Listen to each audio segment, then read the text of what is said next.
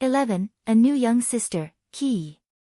Come on, open your mouth, the steamboat with food is coming in. Azula, 6 years old, almost 7, held a pair of metal chopsticks and brought mashed food to the mouth of a little girl sitting in a high chair. The little girl was barely over a year old, but her golden eyes looked curiously at Azula's attempts to feed her. Yet she refused to open her mouth. She didn't want to eat puree, she wanted to go out and play. Kiyi, eat or you won't get out of here, Azula threatened, staring at her little sister with narrowed eyes. No, the little girl named Kiyi refused, causing Azula to despair. There's no choice, I won't take you to watch Shisui train. Azula, as always, chose the more direct and subtle route, the smile barely showing as she watched her little sister seemingly give in. Bad Azula, the little girl complained, her mouth hanging open, but that didn't stop Azula from continuing to feed her. If you want to grow big and strong, you have to eat. You can't just refuse, you'll feel weak afterward, Azula advised, using the chopsticks to clean the leftover food from the side of Kiyi's mouth and feeding her again. But boring, Kiyi complained again, making Azula pause for a moment to stare at her. Being around Shisui does make people smarter, first Zuzu and now Kiyi, Azula murmured as she saw how her 1-year-old sister could already string some words together and even understand their meaning. Since the day Shisui brought the reflection of the spirit world to the earthly world, news that the royal family would have a new member spread like wildfire throughout the Fire Nation. Aside from a sense of national happiness, especially since the year of Kiyi's birth was declared tax-free, many people became more curious about the younger members of the royal family. For example, attempts to propose to Azula failed when it was discovered that she was already engaged to Shisui. Some tried to challenge this, but the combined political pressure of a Fire Lord, a former Fire Lord, and a sage from the Fire Temple quickly quieted things down. The title of Sage, bestowed upon Shisui by the Avatars, was recognized by both the Fire Nation and the sages of the Fire Temple, who endorsed such recognition. Imagine a 6-year-old child receiving such a title. Even the spies of other nations spread the news around the world, and except for a little skepticism, the things Shisui was pushing were now common knowledge. Knowing that even much of the expensive and boutique food enjoyed by many of the world's wealthy and nobles was the creation of a child had a greater impact than any of the social changes Shisui had promoted. But food is one of the things that can break down any barriers between countries and cultures. Everyone loves good cuisine, and Shisui even brought them ways to delicately prepare those things that people ignored or didn't want to eat. Now, when you talk about potatoes, people don't think of that pig food, but of the delicious mashed potatoes, French fries, or all the different dishes that can be made with that tuber. The mashed potatoes that Kiyi eats are the ones made with potatoes. As the months passed since that spiritual event, the training of the 3 children became more sophisticated and arduous, and each of them already knew what they wanted to specialize in, and even Tai Li and Mai joined their training. The integration of Tai Li, Mai, and the newest member of the royal family, Kiyi, came naturally. Azula's friends bonded with Shisui and Zuko, while little Kiyi enjoyed chasing after her older siblings. The little girl was a rambunctious 1-year-old who was already curious about everything, wanted to put everything in her mouth, and liked to see shiny things like Azula's firebending, Zuko's complicated sword moves, or Shisui's waterbending. Perhaps because it was the first face she saw when she was born, Kiyi loved Shisui very much and would constantly chase after him or want to be near him when he trained with his spear or waterbending. Not to mention, the girl owed her life to Shisui.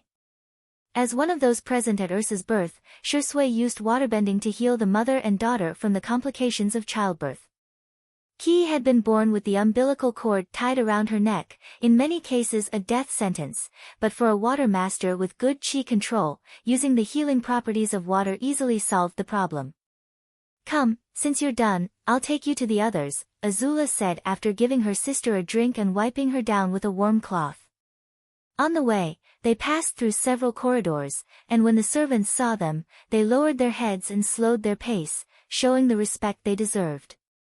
In the past, Azula would have stopped to bother the servants, but she had long since stopped doing such things. As they passed a large window overlooking the capital, large chimneys could be seen in the distance, spewing white smoke.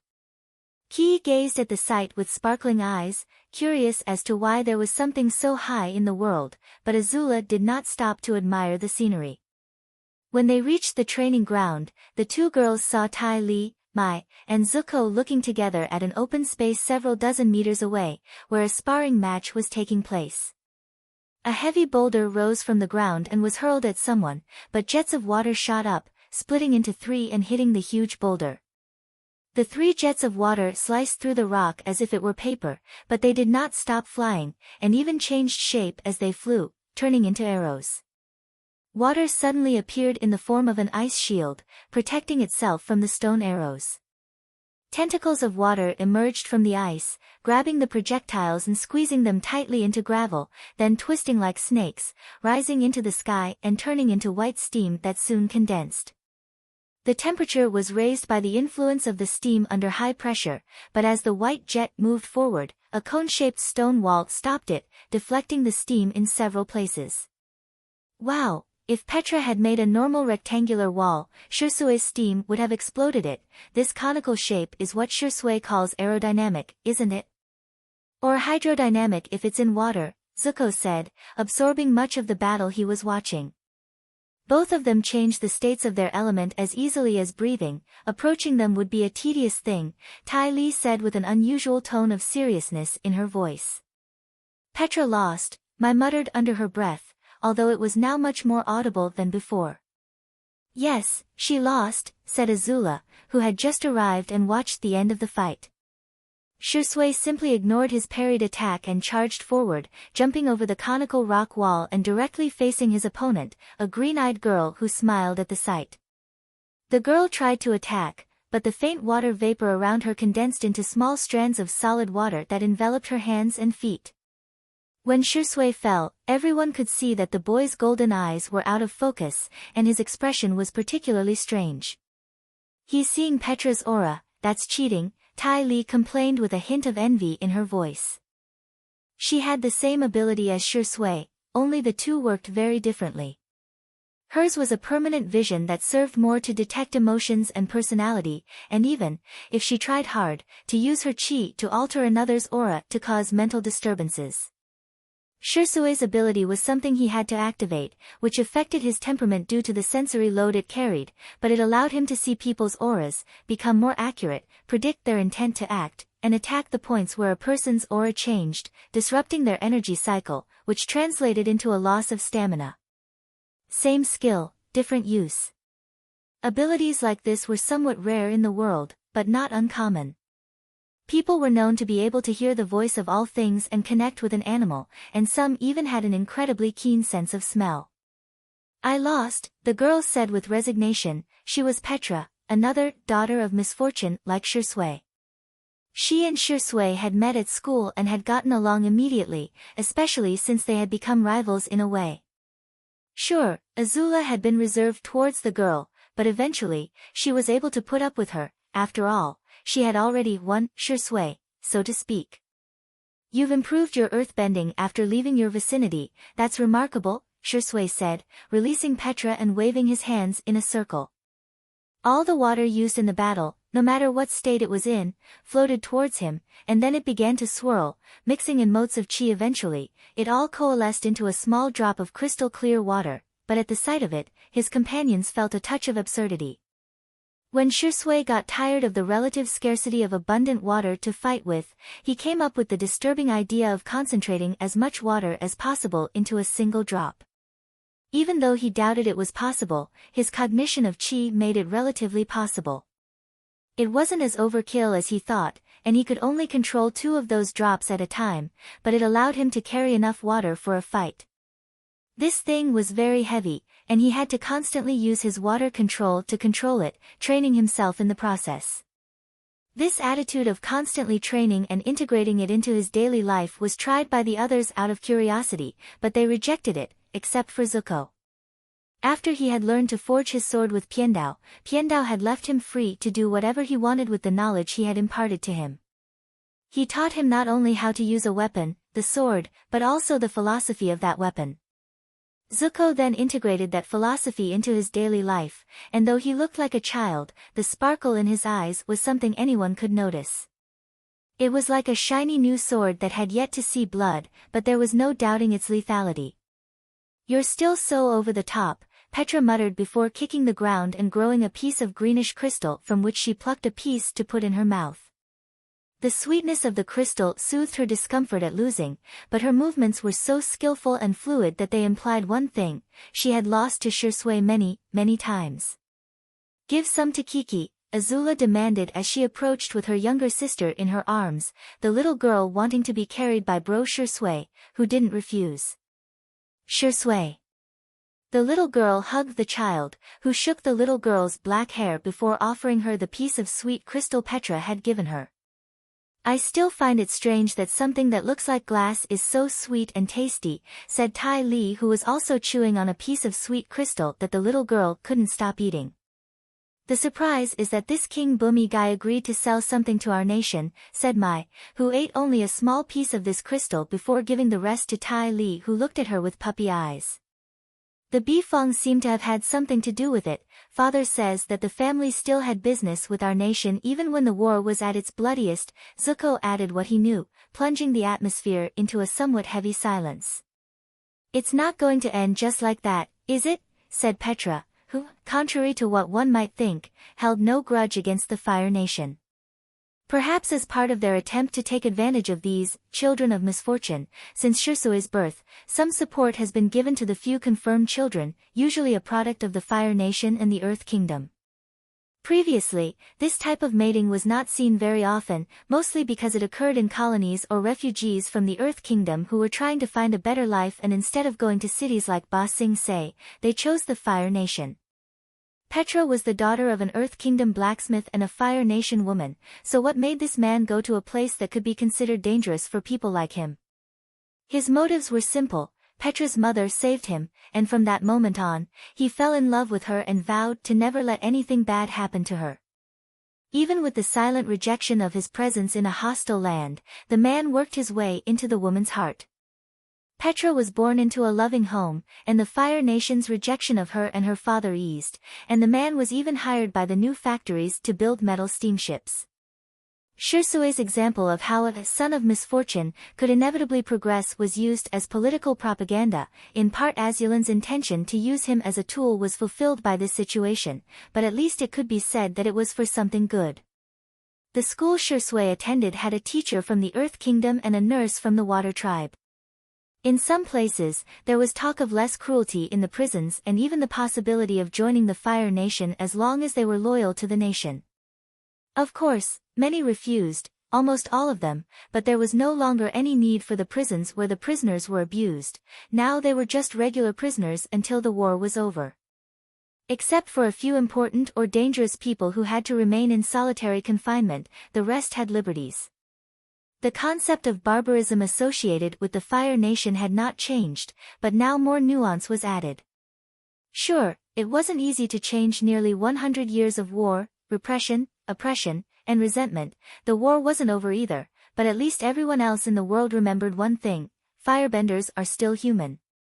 Many hope that it will be the Avatar who ends the war, others that the Fire Nation will get to the point where they don't need him, others that peace will be made by all the nations working together. Whatever the ultimate reason, I just want to explore this vast world. We are only in one part of it, you know, what will be beyond the known seas. Maybe another continent, maybe nothing, but the idea is interesting. Shisui answered Petra's question, making the girl wrinkle her face. "I can't believe the world is round, why don't we fall?" the girl asked desperately. Nu Tun Tun said something about gravity. "I don't understand much, but it sounds better than spirits, doesn't it?" joked Zuko, making the others laugh with him.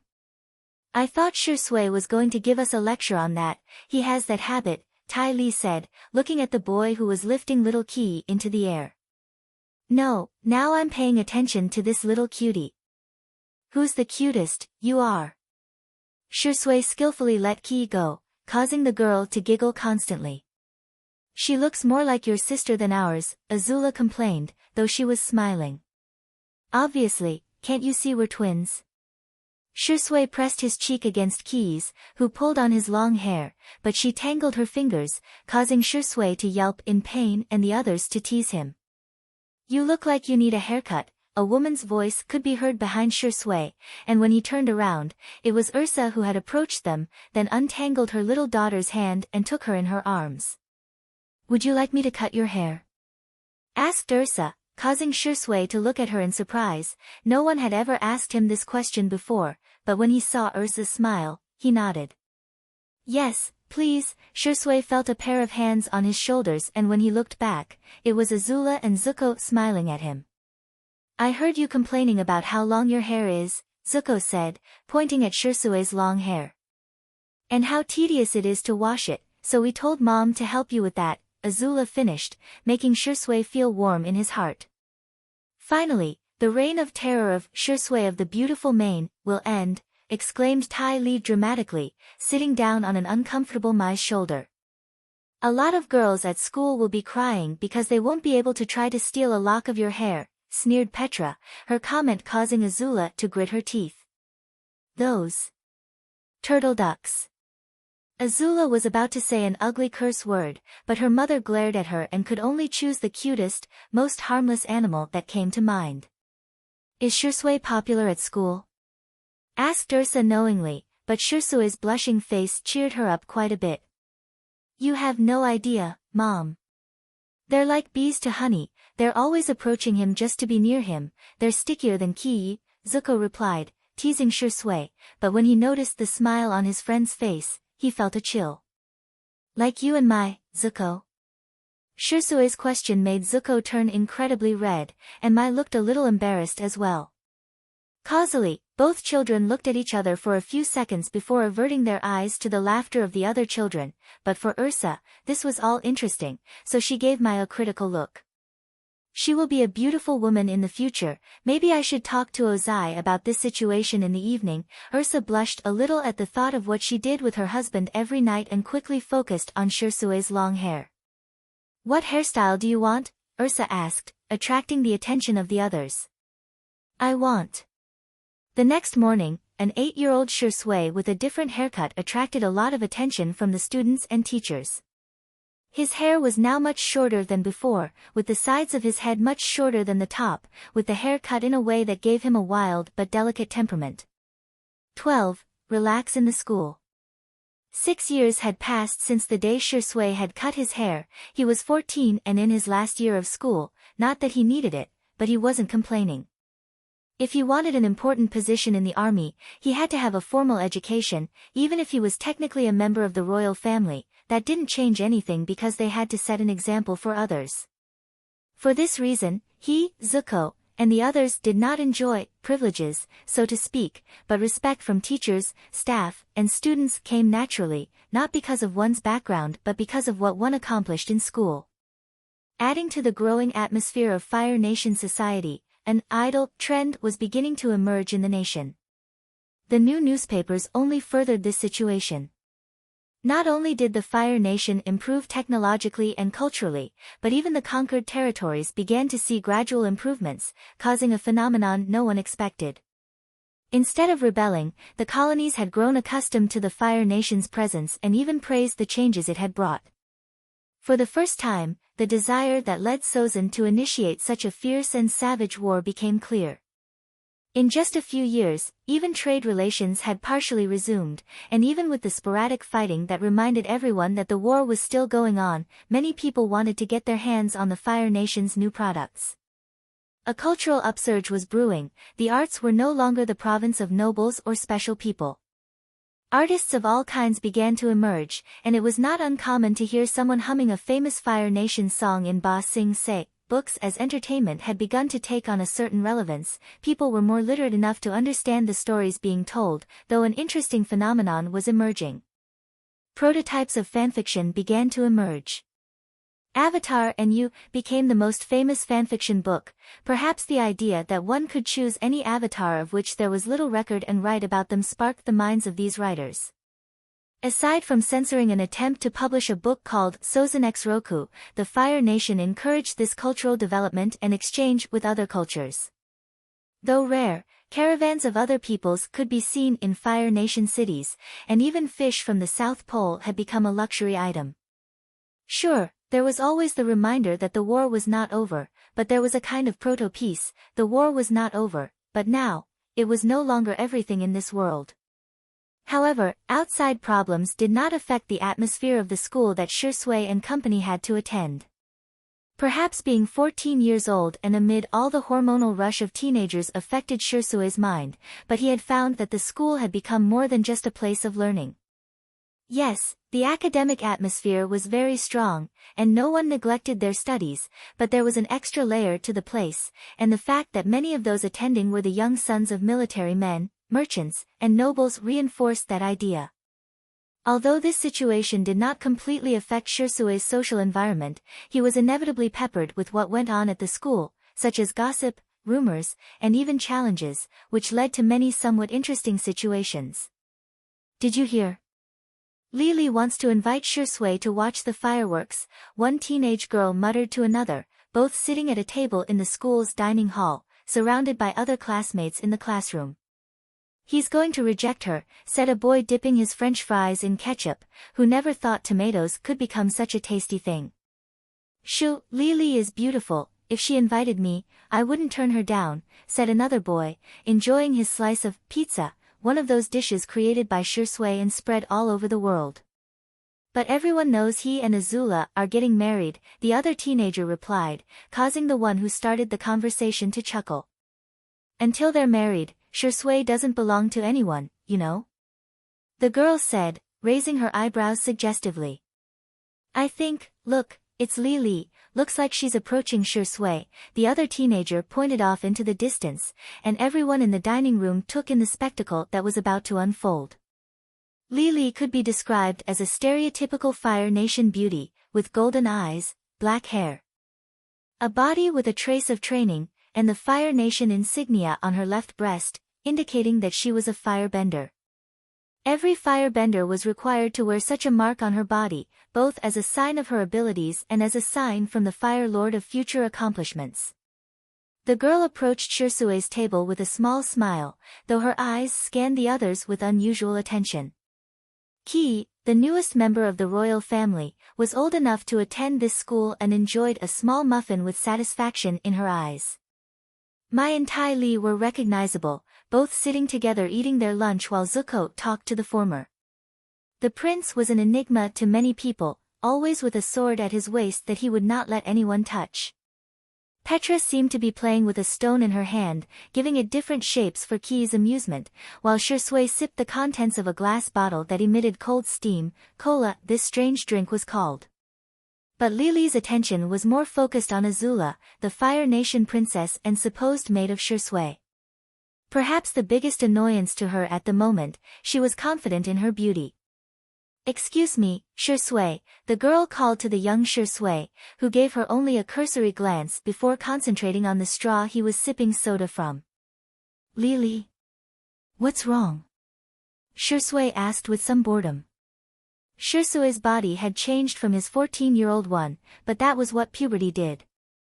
By now, the growth spurts he'd gone through had turned him into a 1.64-meter-tall boy with a tendency to get taller and taller.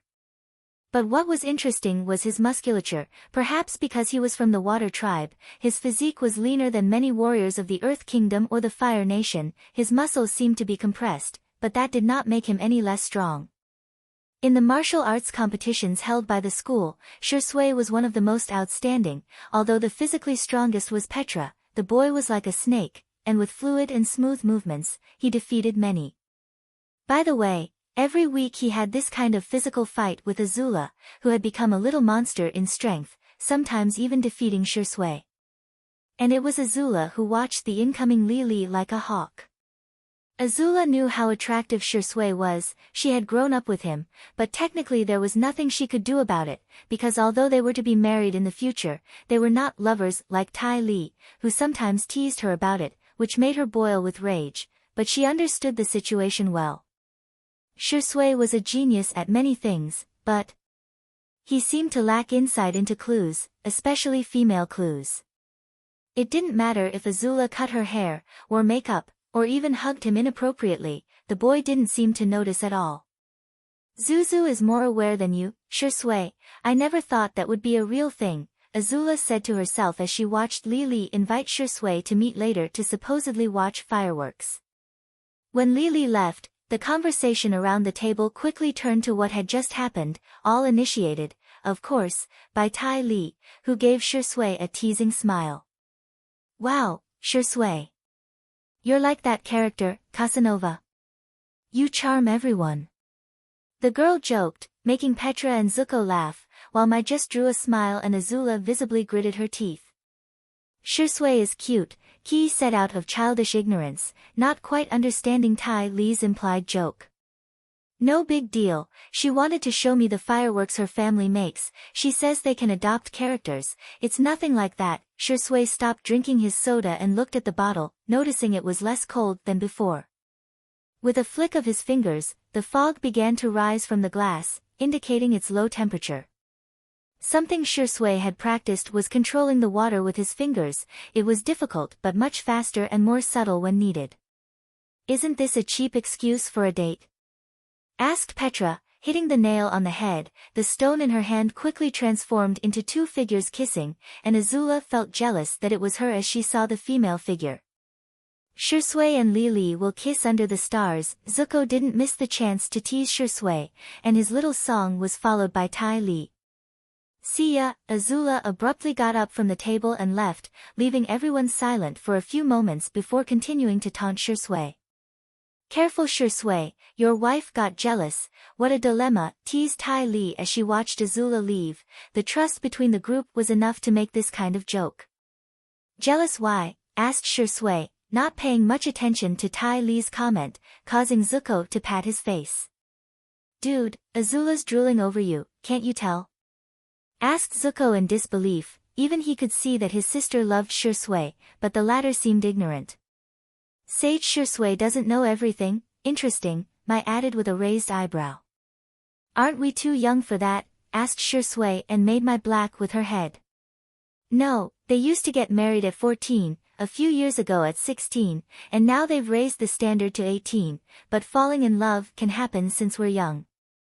I'm surprised you can joke about it but not notice a girl has a crush on you. Does Azula have feelings for me? Shisui finally sinked and asked quietly. Yes, everyone replied, even Kiyi, who joined in the fun. Oh. Shisui scratched the back of his neck and shook out his short hair. This time he had chosen a lighter style for his hair, although he planned to get some braids when it grew out. Now that you know this almost universal truth. Are you going on this obvious date with Li? Asked Zuko, making Shisui hesitate to speak for a few moments. First of all, how do you feel about Azula, do you like her? Asked Mai, making Shisui stop his attempt to speak and fall into a longer silence this time. I'm going to the meeting with Li to explain that I don't like her, it would be rude not to go, I promised her. As for Azula. Shisui remained silent and looked at the now empty bottle. The others looked at him curiously, but seeing that the boy was slow to react, Petra had enough and threw a pebble-sized piece of rock at his head while yelling at him. Hurry, you fool! Do you like Azula or not? The girl asked, annoyed by Shisui's tardiness. I haven't thought about it, okay? I like to think about things, the boy complained, but Petra just threw another pebble at him. Don't think about it. You don't think about these things. You react, you act. Don't think about it, Shisui, just say it, Petra advised, but instead of answering what everyone wanted to hear, Shisui went back to his teasing, something he did when he was nervous. Come on, as if a rough girl like you knows what it's like to be in love. Shisui expected annoyance from Petra, but the smile on the girl's face made him feel strange. But I am, Shisui, and I thought less than you. You're supposed to be the wise one here, but you were beaten by a brusque girl like me. I have to write this down, Petra said and took a notebook out of her backpack, in which she wrote down this matter. How spiteful, Mai muttered, not knowing that she also had a similar notebook with her. Don't look for excuses to deflect the issue, answer, Shisui, Tai Li said, and this time Shisui did the mature thing a 14-year-old teenager would do, he got up from his chair and ran away. He just ran away? Asked Petra incredulously. Yes, Mai said doubtfully. That's more over the top than those novels, Ty Lee commented, while Zuko just plopped down on the table. Mom won't stop laughing at Shisui because of this and she'll use it against me, Zuko said with some weariness in his voice, but Mai's hand fell on his head and stroked his hair.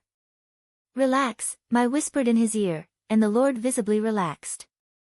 You two should make it official by now, Petra said with a touch of envy but subtly made a pair of rock figures of Zuko and Mai, surrounded by a big heart. Maybe they could give Shisui advice, now that would be a unique event, said Ty Lee with a smile on her face as she watched two of her closest friends interact. Giving Shisui advice? Now that would be unique. Zuko's mood immediately returned, hoping for such a situation. A while later, an absent-minded Shisui was kicking rocks near a cliff with a beautiful view of the capital. He had been summoned here by Lily and had arrived early to be alone with his thoughts. He was no fool, he knew that Azula had a more than normal interest in him, he could even see it with his special ability, that pink aura of Azula's that only surged at the sight of him had to come from somewhere, right? But his mind had been elsewhere, giving it more importance than a simple curiosity during the battle. Even though they would be married in the future because of an old man's trickery, he did not think much about it. But why? Simple, even though he knew it wasn't the case with Azula, the last woman he had a relationship with betrayed him, and not only that, she killed him. It was another life, another him, but the mistrust ate at him constantly, so his way to feel better was to ignore it. Now it was all in front of him and he couldn't help it. Did he like Azula? Yes, he did. Did he find her attractive? Yes. His teenage hormones were already reacting to Azula, and while he wouldn't go into much detail about the physique of a 12-year-old, as a 14-year-old boy, Azula was within his range of what was sexy. During his time alone with his thoughts, kicking rocks at the edge of a cliff, Shisui concluded that maybe he shouldn't be so careful. The avatars said it, this was a new life, he should enjoy it as such, not as something else, unafraid of things from his past. You don't go back to being 14 all the time, and although he had his memories of the past, his mental maturity was linked to his physical maturity, so there was nothing creepy about an old man in a young man's body. New life, new body, new mind, that's why he ran out of the dining room, that's what an immature teenager would do. And as an immature teenager, he was already thinking about how to reject Lily without hurting his feelings. Sorry, I like someone else, no, not good. Too general, it's not you, it's someone else. No, that would make her feel bad, Shisui tried to choose the right words until he remembered something he hadn't thought of before. Why watch fireworks in the evening, wouldn't it be better at night? Wait. Although his memories did not give him maturity, they did give him a lot of experience in many situations, and this particular situation set off the old alarms that had been dormant for 14 years. Without hesitation, Shisui activated his present. Currently, the confused view was much clearer than before, the world became black with dense white lines around it, outlining everything in a standard way. But what caught his attention were the dozens of auras he saw, all of them a mess of changing and different colors, but there was one that made his body tense. The blood-red color showed that whoever these people were, they had a strong murderous intent. The black color seeping into all the colors indicated that they had murdered people, and the orange tint on all the edges separating the colors indicated the fear they had caused others. His body tensed, and he adopted a slightly crouched posture as his fingers twitched and 3 drops of blue water floated around him. His control had increased to 5 drops in all these years, but using 3 in battle was best for his concentration, also as a trump card. Wow, looks like you spotted us, Sage Shisui. A man stepped out of the trees, but his body was Lily's, indicating that he was in disguise except for his voice. What happened to Lily? Asked Shisui, causing Lily to give him a mischievous smile. A waterbender worried about a firebender? Truly worthy of a sage. Don't worry, something in her morning tea made her sleep and allowed me to make my task easier. As he said this, Lily's body cracked and her skin suddenly turned to sand. I must say that you were an inspiration for this, Shisui. Your words, "we are what we do with our elements," inspired me greatly. Why not imitate Earth? the most diverse of the elements. Along with some special crystals. The naked man brought his hand up to his eyes and pulled out 2 golden crystals, showing his green eyes to the world. You see, Shisui, we are interested in you. We think you are too valuable to waste your talents for a monstrous nation like this. How about joining us? Figures in normal clothes jumped out of the trees, and one of them handed the man's clothes to the speaker. Sorry, I like this thing called freedom. I feel like I'll lose it if I listen to you. Shisui refused, searching for something unidentifiable on them until he saw it, a hand made of stone. Dai Li, right? To think they came out of their walled rat's nest to kidnap a teenager, Shisui scoffed, unconcerned that he might be in front of Ba Sing Se's secret police. But that's the interesting thing, Sage Shisui, you're not just any kid. You changed the world, and that's saying a lot, even for some avatars in history. We Dai Li believe we can use your wisdom for something greater. The man didn't bother to hide it, because there was only one outcome for the evening. Shisui will come with them whether he wants to or not. You know, years ago, I saw Avatar Kyoshi. She was one of those who gave me the title of Sage. The Dai Li was visibly uncomfortable at the mention of this avatar, but he let Shisui continue to speak. It was another sign of his mercy. I don't know what ideas you have about sages per se, but let me prove to you and the world just how dangerous a sage like me can be. Shisui's golden eyes seemed to emit a faint glow as his chi flowed through his body. His past life was a memory, but as I said, it gave him experience in many situations, especially killing. Killing perhaps hundreds of people to survive in a world gone mad, and now he would resort to it, even if his fight would only be against a dozen. Shisui then took in the special sight of his gift and noticed a familiar aura that made a smile appear on his face. He would not fight alone. A fire missile started this chaotic battle. Azula joined this battle. What was she doing here? It didn't matter, there was a fight to be had. 13. Azula's blue fire.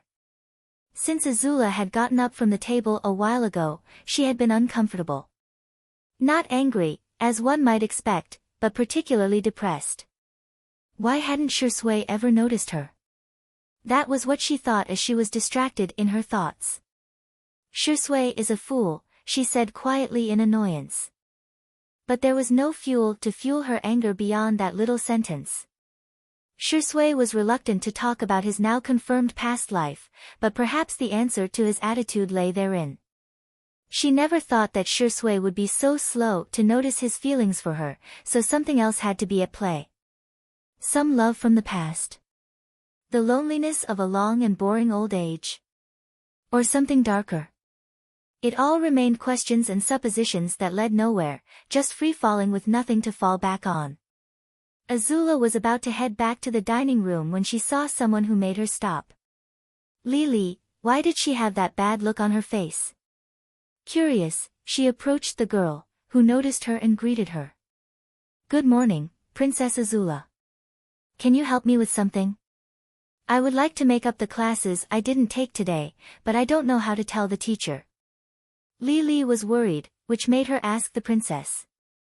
Normally, no one at school referred to the 3 members of the royal family by their birth titles, but she desperately wanted the help Azula could give her by making the teachers feel sorry for her. How come you haven't been to class? I saw you in the cafeteria earlier. Azula thought Li wanted to play a joke on her, but she narrowed her golden eyes as she noticed the growing fear in Li. The girl turned pale in a few seconds. I didn't go to class today, I overslept and... There was no need for more, both girls were smart enough to see the problem at this point. If Azula's demonstration had been the immature act of a teenage girl, it was no longer. Her face twisted into an angry grimace as she tried to control herself. Azula looked at Li, and for a moment, the girl was afraid of Azula. She had been a bit bold in her intentions with Shisui before because he wasn't technically married. But seeing Azula's eyes at that moment, she understood something of the utmost importance. Azula was on another level. Then, as if something inside her reacted, her body tensed as she looked straight at the school buildings, then her gaze turned to Azula, but she looked only at the ground, and with respect in her voice, she spoke. Princess Azula, I will call the proper authorities. Please don't put yourself in danger, the girl said before quickly running off to give the warning, while Azula stood still, clenching her fists tightly. I know a person or persons have been protecting me all along, don't mess with me, Azula said calmly, or at least she seemed to be. Her face was icy, but her emotions burned with anger as she remembered the place where Shisui should be now. At this point, she thanked the boy very much for talking about chi that day. Azula's understanding of chi meant that she used it exclusively to empower herself, be it her body or her fire. Flames erupted from the princess' feet and propelled her high into the air. The wind blew through her long hair, and with each kick into the void, a flare propelled her into the air and forward. Mastering this kind of acrobatics was difficult at first, but aside from Petra, she was the most physically fit. In the end, Azula's best weapon was always herself. As she walked away, 3 blurry figures appeared beside her, their features covered by black clothing except for their eyes, which were all gold. The princess is in danger, someone has planned an ambush against Shisui and his lack of guards has prevented us from knowing the news until now, one of them said in a female voice, but another figure quickly answered her. He is a sage, he does not need guards, but perhaps he will be overpowered by his enemies. The princess is still fragile, she may be injured, but... This figure fell silent and gave way to the last of them. The Fire Lord expected this situation, and we already have an order for it. Let the little ones be watered with blood, for growing up under care is not optimal. The princess will no longer be fragile after this. The 3 figures already knew what they had to do, follow Azula, but not interfere in her fight, it was not necessary. Shisui may not have needed this baptism of blood, but the royal family did. Azula will emerge different, stronger. The 3 figures flashed before disappearing, leaving no trace of their presence, but an eagle hurriedly delivered the message to the palace. Tell me, Ozai, did you allow those creepy guys to enter our borders? Asked Azula as he drank a cup of tea. He had found a taste for the drink, though his obsession was not like that of his eldest son. You must see how terrible our enemies are, father. We are not at peace, though it may seem so. This will not end until the Avatar comes directly to us and states his intentions, Ozai said, sitting in his study chair, holding the letter he was just sent. The antidote we gave the girl did some good. Azula learned of the possible ambush on Shisui and is on her way to fight. It will be her first bloodshed, Ozai said seriously, though there was a hint of excitement in his voice, pride. Oh, then we have a justification to fight. I doubt there will be as much resistance to our campaign as before, after all, they started it, so it won't be strange if we, Sweet Boss Sing say, Azula spoke with coldness in his tone. He could be an amusing old man to those close to him, but he was a brutal former Fire Lord who had even ordered the death of a mother and her general without much remorse, except that the remaining child might be angry with him. Iroh will be the general of the attack, asked Ozai, but Azula shook his head. Iroh has his tea shop, don't bother him with the war, you know how he feels about it. I don't even understand how a pacifist like him became one of our best generals, the things in life, the old man replied before finishing his cup of tea. Besides, I want to see what new things Shisui boy has come up with. Iron balls and gunpowder. What a crazy thing. Ha ha ha ha ha ha, Azula burst out laughing because he knew that all the preparations had been made especially for this moment. The debut of the most deadly thing man could have created since the thought of putting a stick and a sharp stone together, firearms. Oh yes, it's Princess Azula, the Dai Li watched calmly as Azula fell from the sky, running a little to slow her speed. The girl was visibly out of breath, sweat pouring down her cheeks and her hair sticking to her forehead. But her golden eyes remained fixed on Shisui's, ignoring the unknown attacker's comment. You're a fool, Azula said after catching her breath and assuming a fighting pose. I am, Shisui didn't deny it, he had acted exactly like what he was, a 14-year-old, not that they were very mature at that age. But first we have to take care of these guys, Shisui pointed out, and then one of the super-compressed water drops started to expand, alerting their enemies, but they didn't attack, they were curious, or at least the leader of them was. Fascinating, really fascinating. Every time you prove something, it makes me want you even more. The Fire Nation doesn't deserve you, you have nothing to keep you here. The princess. If you like her, we can help you change her temperament to whatever you want, we're good at that. A gentle and patient girl? Rough and wild? Whatever you want, we can also bring you that spawn who calls herself Petra. For people like you a harem is not bad. We can mold your women to your taste, with no drama, no fights, and no conspiracies. What do you say? You'll have everything you want with us, Sage Shisui. We can achieve something great, something greater than what you could achieve in the Fire Nation. The Daily leader had never given up the idea of bringing Shisui, he just wanted to save himself from the unnecessary fight. And that's one of the reasons why I really won't feel guilty if I kill you. The coldness in Shisui's tone was accompanied by the cold air coming out of the ice spear formed in his hand.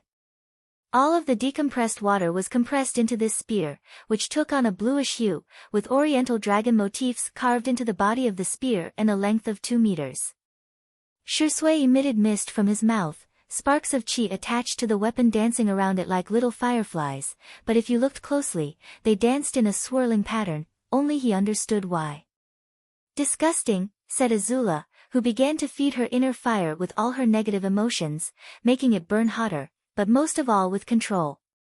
Years of meditation gave her control over her emotions, so that she didn't get caught up in them, but also didn't depend on them. Along with the negative emotions, she also mixed the positive ones in equal proportions. Protection, care, affection, passion, respect, love. It was the latter that was the key. Being with Shisui at that moment caused that elusive emotion to be used as fuel by Azula for the first time, serving as a catalyst for something far greater than she had expected.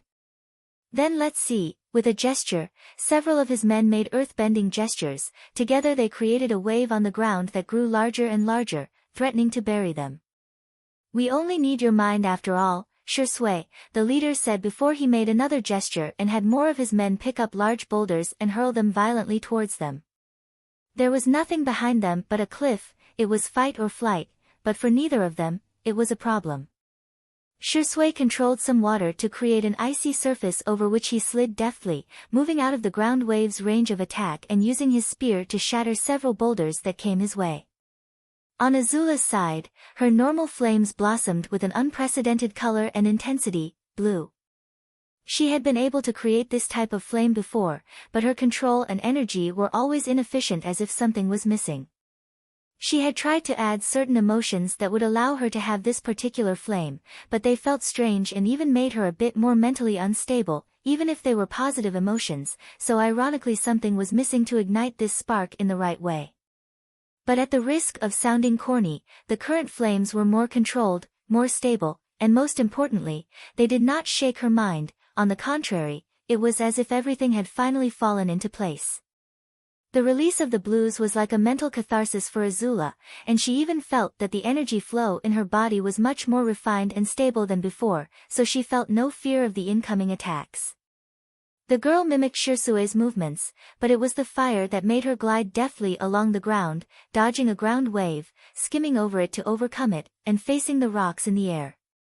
Fire benders were natural acrobats, and in the air, Azula spun her body, sending out whips of blue fire that split the rocks aimed at her in two, and as her body fell, the blue fire concentrated in her fist. The fist loosely took the shape of a hawk's beak, and with its landing, she struck forward, sending a wave of fire. The wave was led by the vague shape of a bird of prey. The earthen walls the Dai Li had erected were meant to stop such an attack, but they soon crumbled, leaving no one behind. Azula looked at the group of Dai Li approaching her, half of the dozen, the other 6, including the leader, were with Shisui. A stone hand flew towards her, a tentative attack from the Dai Li, but Azula quickly kicked the ground, creating a column of blue fire that shattered the hand, and then the column turned into a whirlwind that scorched the ground as it flew towards one of the Dai Li.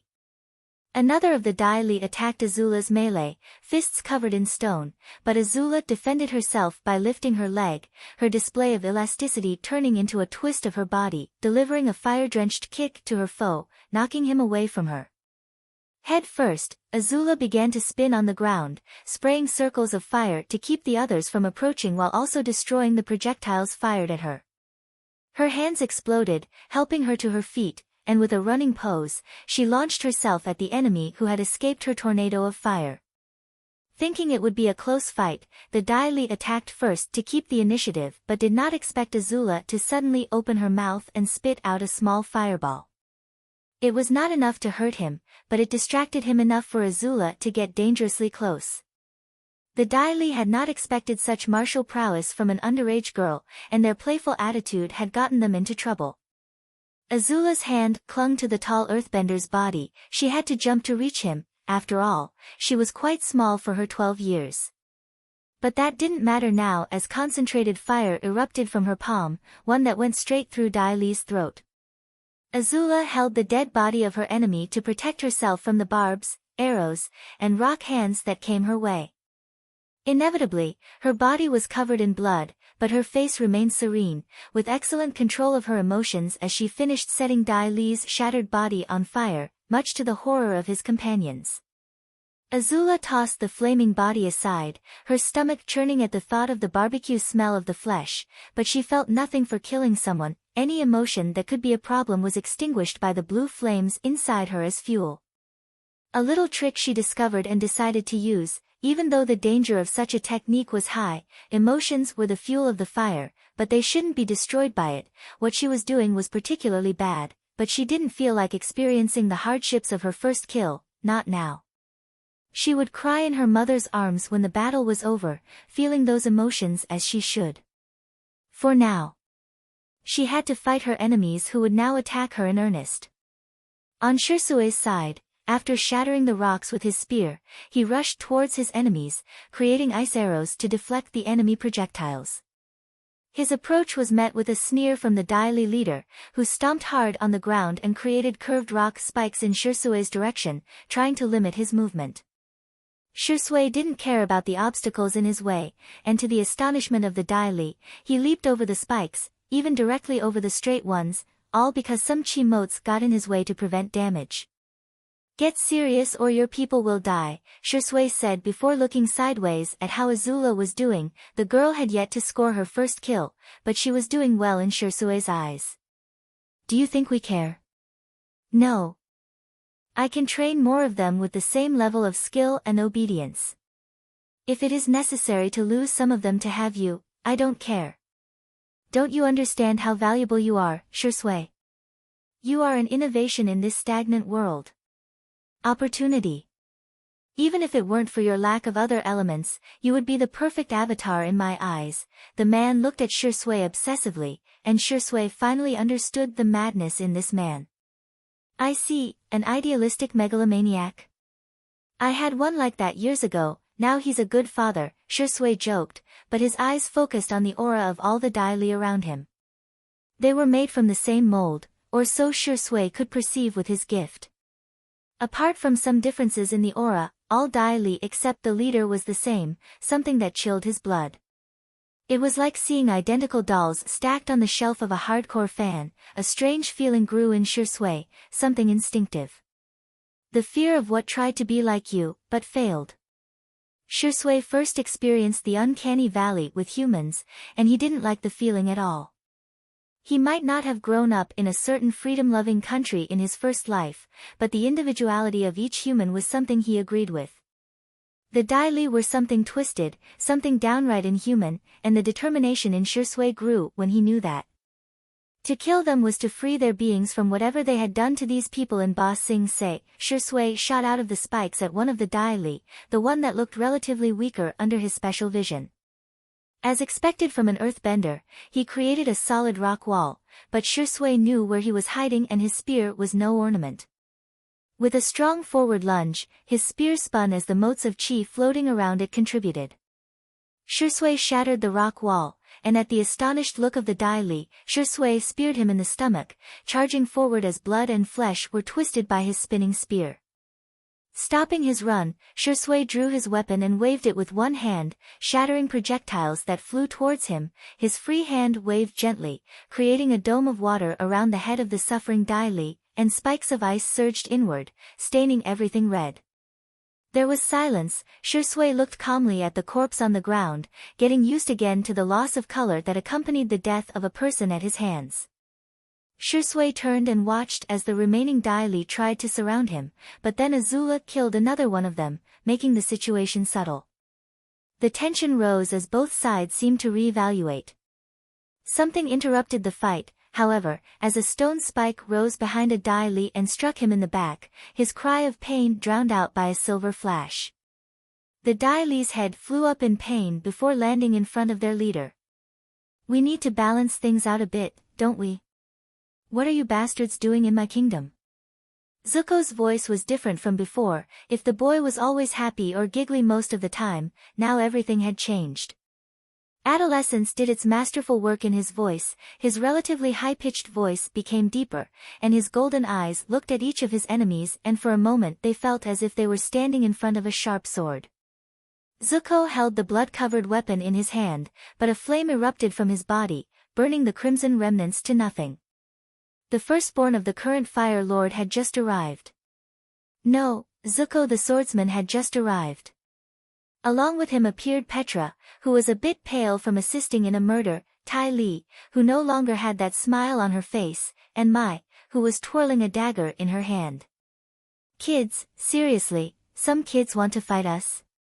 Pathetic, this is not one of your cheap novels, this is real life." Now you will see the fury of the Dai Li. The leader's calm facade fell off at this moment. He would show the brats what real suffering was before he broke their minds and had them as puppets at his disposal.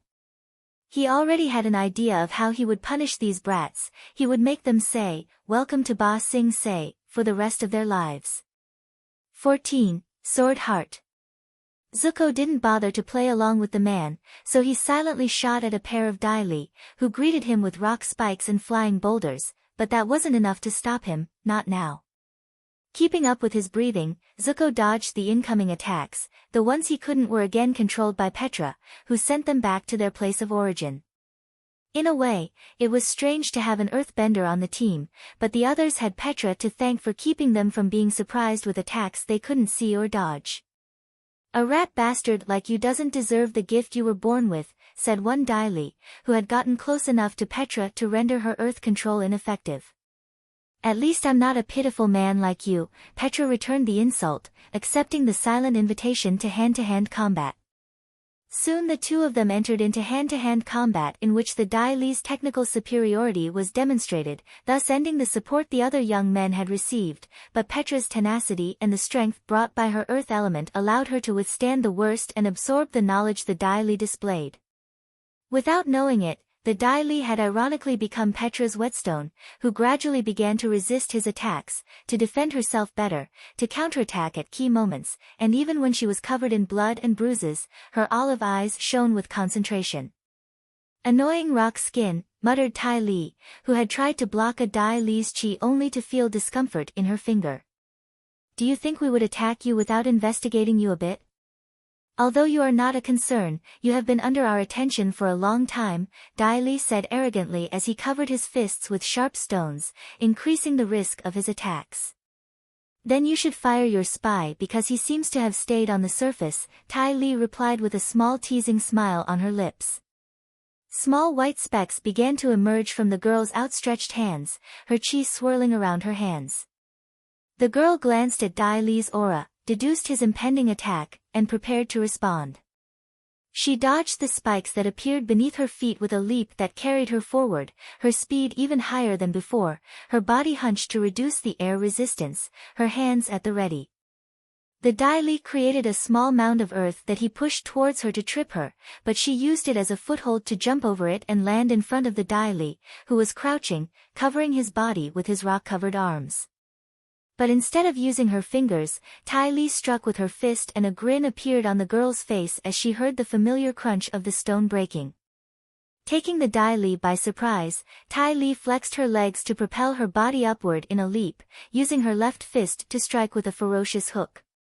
Her body rose, her fist completely shattering the stone protecting the Dai Li. She swung his arms away and spun in mid-air to strike the man in the face with her knee. I don't just know how to block chi, you fool, the girl said before continuing to attack the man with the bloody nose, who had already recovered, showing off his experience and toughness. Piece of cake, one Dai Li said after creating a wall of earth to defend himself from the small blades Mai had thrown at him. The man gave her a grin before creating two huge earthen palms connected to the ground that quickly moved towards Mai, who nimbly jumped back to avoid the grip. She knew that as an assassin, she was good at recognizing danger, and to be caught by those hands was to become the human equivalent of mosquitoes, so as she threw needles, blades, and even steel balls at the Dai Li, she kept dodging. Until one of the marbles thrown by Mai exploded into a black smoke that covered Dai Li and herself. In such a situation, Dai Li quickly bent down to touch the ground, trying to feel the seismic waves propagated by her enemy's footsteps, but he could not perceive anything. Out of instinct, he turned around and struck the ground hard, creating curved spikes, but there was nothing there, only black dust. Dai Li was not alarmed, he was used to fighting in the dark and his ears were sharp enough to perceive everything around him, but there was nothing. It was as if the girl was not in the area covered by the smoke, but why had she created it? It wasn't until he felt a small uncomfortable sensation in his chest that he realized, he thought it was just a special smoke bomb, not poison one. He didn't mind dying, but the Dai Li didn't want to waste his life in this place, in the hands of a brat, so he chose a direction where he could hear his companions fighting and ran towards them. Only to feel a terrible pain in his Achilles tendon, his body stumbled and when he tried to touch his limb, he felt blood, his blood. Then, for the first time, he heard the voice of his enemy. "You won't get out of here," Mai said in front of Dai Li, coming out of nowhere and scaring the man a bit, who wasn't used to this situation. It was his people who always came out of the shadows and tormented the others, not the other way around. Such a situation, contrary to what he was used to, made him fall into a state of mental chaos, and although it took him a short time to recover with his training, Mai had long since disappeared from his small field of vision. Zuko used his left hand to send a concentrated stream of fire at the rock wall that stood in his way, shattering it with the concentration of the flames. Maybe he couldn't beat Azula in terms of intensity or fire spread. Blue fire was an extremely good flame at that, but he'd found his way. Firebending had the peculiarity that, under certain circumstances, he could turn the fire into pure impact power. Why would that happen? If fire was, in a sense, almost as elusive as air, but even air can become hard or heavy, Zuko understood, then he explored this characteristic of fire to the fullest, creating a unique style for himself. It was not the lush hot flames of his sister or the intense fire of his uncle or father, it could not even compress as much as Shisui's water or be as solid as rocks, but for him, it was what he needed to complete his own path.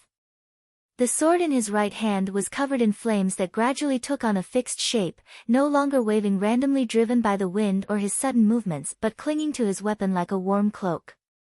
And when he swung his weapon at a huge rock that flew at him, he could easily cut it, leaving both sides of the projectile scorched. It was demanding, but he wasn't here to conserve energy. Zuko would end up including 3 people in his body count. The prince slashed and smashed everything in his path, spikes rising from the ground, walls, waves of earth, rocks, arrows, stone hands, everything. When he was near a Dai Li who tried to step aside and engage in hand-to-hand combat, his mind focused as he held his weapon with both hands. Chi fueled his fire not only with emotions but with his own will, his knowledge, and his experience. His fire did not change, it was still the same as everyone else's, but the Dai Li saw Zuko's sword coming closer, even though he managed to turn a stone he held close to him into a needle that he shot at the prince, and even though his companion did not hesitate to attack, knowing that he could hurt him, Zuko did not stop his attack.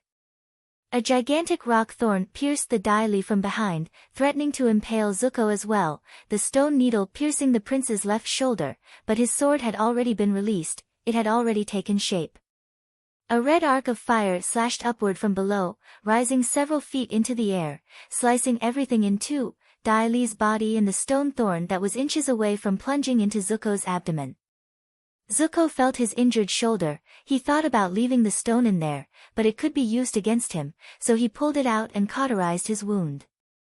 With the sword raised in his other hand and still connected to the fire bow, the prince swung it at the other Daili, the one who had used his partner as cover for his sneak attack. The Daili dodged, the attack was especially slow and he was far enough away to see it coming. But the ground was left with an indentation that radiated heat and glowed red. Zuko caught his breath as he fanned the flame on his weapon. It was an experimental attack, but it served his purpose. Ever since Shisui had told him how some swordsmen could create wind by waving their weapons, he had wanted something similar. Sure, he could shoot fire bolts through his weapon, but nothing substantial so far. And even though he knew that his sword would suffer structural damage from what he was doing, it wasn't the weapon he held in his hand that mattered. What matters is the sword I carry in my heart, Zuko muttered before resuming his attack on the Daili, who was visibly more cautious and tried to group with others, but Zuko wouldn't let him interrupt the others' fight, not when Azula and Shisui seemed to be having fun. They had to clear much of the battlefield because of Azula, who was fighting two of the best Daili who had come on this mission, who could make earth creatures tough enough to stop the brutality of their blue fire. But that was exactly why the princess had opted for the area and indiscriminate attacks, moving swiftly across the terrain like a shooting star. Each attack was always accompanied by a large amount of blue flames, flames they had to protect themselves from. Until the Daili looked at each other for a few moments before making the same movements, it was ground style, but there was something different about it, light movements, as if they were trying to float. Airbending? Azula recognized, moving towards them to stop them from doing what they were planning, but the Daili were much faster. A tornado of earth emerged from the ground, not only spinning wildly but seeming to have considerable suction as it attracted Azula's blue flames, which were scattered across the field. The tornado took on a reddish hue from the heat and temperature, but Daili's concentration kept it spinning faster and faster. It was like a giant earth-shattering drill, and this thing was headed for Azula. Is this what Shishir meant when he said each element can learn from others, even its opposite? Muttered Azula as she watched in awe as the giant earth and rock creation headed toward her. Azula was very stubborn about some things, preferring a very brutal fire style and focusing purely on power, not thinking so much about the relationship between fire and the other elements. That's why she took a dim view of Zuko's attempts to emulate earthbenders to harness the power of fire. She thought her Azula flames were better than that. If anything, she emulated some of Shisui's actions that made her flames more malleable, but nothing more. But in the face of something she might never see an earthbender do so easily, she recognized it and even felt a little foolish for acting a little immature when of all the people she knew, Shisui had chosen to learn from other elements and incorporate them into his style. I'm a fool too, she thought to herself as she focused on the impending threat. It was never too late to try new things, especially when she had already practiced what she was about to do. She wasn't going to fight it, no, she was going to attack the source of the problem directly. Azula shook her body with a softness inspired by the waterbenders, and embarrassment appeared on her face as she remembered how she laughed when she saw Zuko clumsily imitating Petra's movements. Now she was directly imitating Shisui, whom she had watched train since they were young children, his actions etched in her mind, and with her talent, she was able to make them her own. Her index and middle fingers of both hands outlined a subtle trajectory in the air. If Shisui bothered to look, he would recognize the yin-yang in these gestures. Blue sparks, different from her flames, erupted from her hands, her energy splitting into two different strands, but trying to come together again. Under her guidance, their chi collided and their fire transformed into something else. The sound of thousands of flying birds echoed, and a thick blue beam flew from her hand toward one of the Daili at such a speed that it was unable to defend itself. The rock vortex collapsed in front of Azula, and she hurried to avoid being crushed by the pile of hot rocks. The Daili she had attacked was on the ground, shaking from severe burns on his body, and the other looked at her in fear. Not to be outdone, although it was known that the royal family could create lightning as a sub-element, they never thought that Azula would learn such an ability, let alone so fluently and quickly as to use it in battle. I still have time to learn more about the other elements before Shisui graduates. With such a thought, Azula was very upset that she would have to wait 2 years before seeing Shisui again, who would be leaving for the army right after school ended. So her fire was amplified as she leaped at the fallen Dai Li, her right hand sending out a pillar of fire from the soles of her feet that twisted into a serpent of flame that flew at the fallen enemy and burned him to a crisp. A stone spear flew toward Azula, who had turned her back, but she gently waved her hands, creating a dome of blue fire that partially deflected the spear, just enough to avoid hurting her. "Now I feel more desire to burn you," Azula said, noticing that her control of the restless blue flames became even better with each movement she imitated from Shisui, reminding her even more of the early separation. Azula would take her time to integrate Shisui's movements and then do the same with Petra's, as she had seen it was good for her. Why continue to be stubborn? Maybe then she would have more to talk about with Shisui, they could even spend more time training together. This thought brought a smile to Azula's face, making the Dai Li uncomfortable as she saw the princess laughing as she stepped over a charred corpse. Not even the Dai Li were as sadistic as the princess, but the man had no fear of death. He could see it now, they were going to lose this raid, and their leader's attempt to capture a sage in the heart of the Fire Nation now sounded like what it was, the delusions of a madman. A bit of human sensibility shone in Dai Li's eyes as he questioned his life while trying every way he could to stop Azula. Maybe in the end, he could die like a real person and not a puppet. 15. Chaotic Water. "I admit, you are strong, but you will not be able to get out of this," Sage Shisui, the Dai Li leader, tried to talk to Shisui again just before the fight started because of Zuko. "But even if I fail, more will come against you.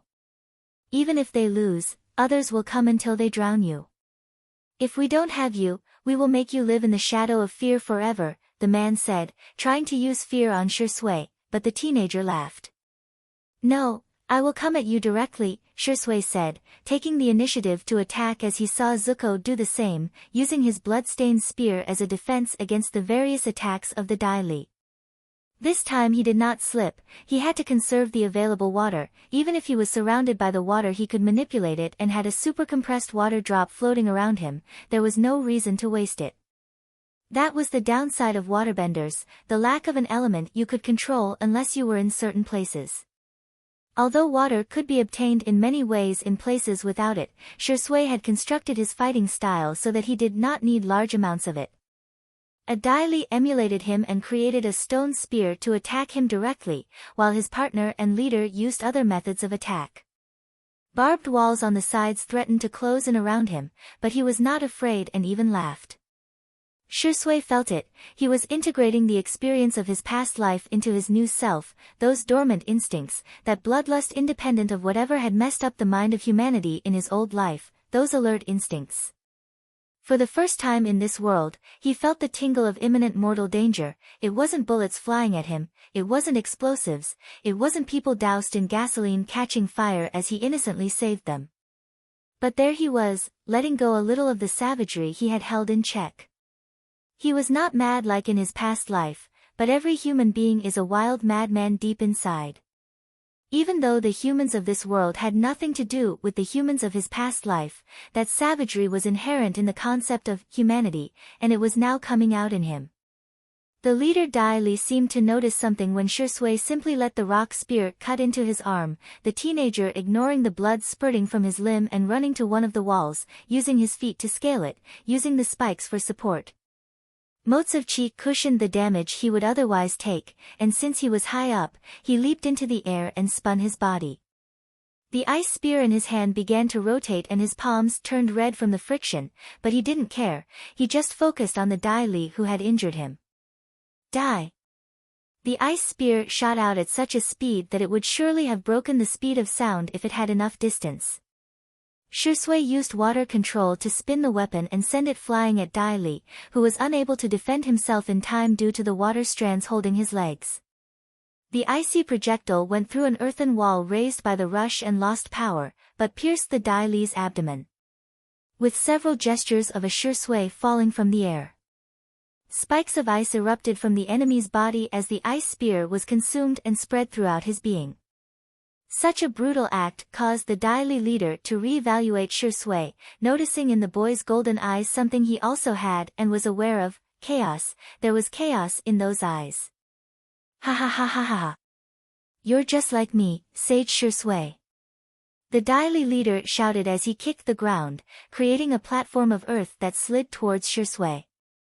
No, I'm just taking back what's mine. You're crazy, I'm just making plans, Shisui denied as he decompressed the water from the drop floating around him, turning it into hot steam.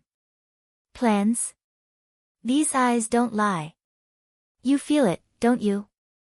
The desire to assert yourself over everything and everyone, the desire for greatness, the desire to destroy, to control, to shape other people's minds. The Daily leader raised a rock wall to protect himself from the hot steam, but it exploded and shattered everything, sending shards of stone flying everywhere.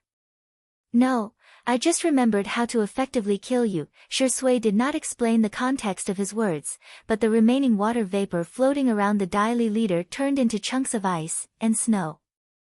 The snow enveloped the man, sending him abruptly into a cold environment, while the other Daily threw stone projectiles in the shape of stalactites at Shisui. It was no longer a game of catch, but a game of kill. Shisui transformed the steam near him into a wall of ice to defend himself before using his hand to block the kick of the enemy closest to him. But with a gesture, the cold snow turned into hot steam and injured Daily. Skilled, very skilled, but you cannot stop me, sage Shisui. Even with his skin blistered, the Daily leader continued to deliver melee attacks on Shisui, his hands and feet covered in sharp-edged stones that he used to inflict minor cuts on Shisui. The Fire Nation's soil was volcanic and there was a lot of obsidian, so Daily's fists were partially dark and glassy in texture, but the pain or his blood didn't matter to Shisui. He felt it, the experience and strength of this man, plus the bullying attacks of the other Daily. They truly deserved to be Ba Sing Se's secret police. But the pressure only made Shisui explode stronger at the right time. Like high-pressure steam, he used it to create an explosion that pushed the Daily leader away from him. The man flew away but was caught by his henchman's stone hand. The man didn't care about his burned skin, his broken bones, the blood pouring out of his mouth from internal injuries. He didn't even care about his target. No. He wanted to see how far he could push Shisui, how the teenager would explode. It's been a long time since I felt so comfortable, sage Shisui. I never expected to have to resort to this, but you have pushed me over the edge, boy. Let me show you what I have gained from training and a little inspiration from the firebenders. The man turned away from his henchman and waved his hands, the earth around him moving as usual, but slowly taking on a reddish hue. Many fools believe that this sub-control requires firebender and earthbender parents, but no, sage Shisui, it is only a rare way to control the earth. Only if you are connected enough to this element and understand its subtlety can you access it. Waves of magma surrounded the man, who waved his arms like an orchestral maestro. There are records of lava masters and metal masters in the history of Ba Sing Se. I don't know about metal control, but lava. I was inspired by the way Avatar Roku died trying to defend this land from a volcanic eruption. It was a very solid thing almost a century ago. Did you know that? The Daily leader looked at Shisui with his green eyes and a mad smile appeared on his face. Sage Shisui, can you handle lava? You grew up among firebenders, you can handle this little bit of heat, the man said, sending a wave of hot magma toward Shisui, who jumped backward and almost reached the edge of the cliff. He was a bit surprised to see this ability here, but he was not afraid. On the contrary, he wanted to test himself. Besides, there was something strange about this whole situation, as if it was background noise, and he wanted to end the fight soon, so the best way was to fight head-on. Shisui breathed, mobilizing his chi in his body at maximum power. Even though it was risky, he was multitasking right now and any mistake could put him in grave danger, but it was this feeling of being on the edge of danger that made him integrate many things in his mind. His posture changed, without any obvious style of control, he just seemed to stand there, but his bumpy posture alerted the leader of Daily. For some reason, Shisui had become much more dangerous to his senses, so he didn't want to waste any more time. Facing the incoming lava wave, Shisui controlled the 2 drops of compressed water he held close to his body and released them. Above his head, something appeared that could be mistaken for a large ocean due to the amount of water, but it was only an illusion. Shisui threw all the water as a waterfall. The impact force of his attack stopped the lava. The water evaporated quickly, followed by a loud screeching sound, but the resulting steam was quickly controlled by him and compressed into a spear that he threw at that stalker Dai Li. Even though he erected a stone wall to protect himself, the steam spear exploded it, revealing someone he hadn't expected, Shisui. Shisui had used the mist created by his attack to slip in front of this enemy and attack with a water snake on his arm. He had molded a water snake into his limb that quickly slithered over the Dai Li and wrapped itself around its prey like a python, impeding its movements. Shisui clenched his left fist, motes of chi flashing. He might not have mastered martial arts like Tai Li, who was an expert at it, but he knew how to strike, and with the residual steam around him, he enhanced his attack. A cloud of steam propelled his arm like a piston, and the enhancement of chi allowed him to hear the crack of broken bones as his fist struck Dai Li's nose, sending it crashing into his face. The remaining water in the area, whether it was liquid, solid, or gaseous, transformed into a thick cloud that covered Shisui before spilling forward like a huge wave, defending himself from a lava shuriken flying in his direction. Getting distracted while fighting me is not good, sage Shisui. A stone spike erupted beneath Shisui at the Dai Li leader's hand, slightly wounding the boy's leg as he jumped to avoid it. I suppose so, but answer me something, what exactly are you among the Dai Li? Shisui's question seemed to come out of nowhere, and as he used water to close the bleeding wound, his golden eyes looked at the man who controlled the lava as a new limb. I am your supreme leader. I'd like to say that, but I'm only responsible for certain things, making certain stubborn people more obedient, but I got bored. Too easy, too boring, and then you came into my world, Sage Shisui. Imagine controlling a sage like you, making him loyal to the kingdom. No, to me, yes, wasn't that the plan? Practice on you, and when the rumored and longed-for avatar appears, I'll get some practice with hard targets. The man had never bothered to be subtle about his intentions, so he stated them openly. His madness was so great that the lava he controlled covered the body of his subordinate, the one Shisui had struck a short time ago and who was still alive. The man's cries of pain made the Dai Li leader take a deep breath, as if in ecstasy. Haven't you thought about it? Come on, I've tried everything, the fear side, the sexual side. You're unusually mature for a 14-year-old who didn't fall because of hormones. I tried the subtle side, the idealistic side. What do you want from me? Oh, you want what's mine. You want what is mine. You want to take what's mine. The man shouted wildly, nonsensical, incoherent ramblings that showed his growing madness. Shisui noticed something extremely peculiar about Dai Li's aura, something writhing inside him, tugging at the colors of his aura, and when he concentrated to the point where drops of blood dripped from his nose, he saw something that chilled his blood to the core. A pair of eyes with vertical red pupils, black claws holding something, and a cat-like body crouched on the inside of the man.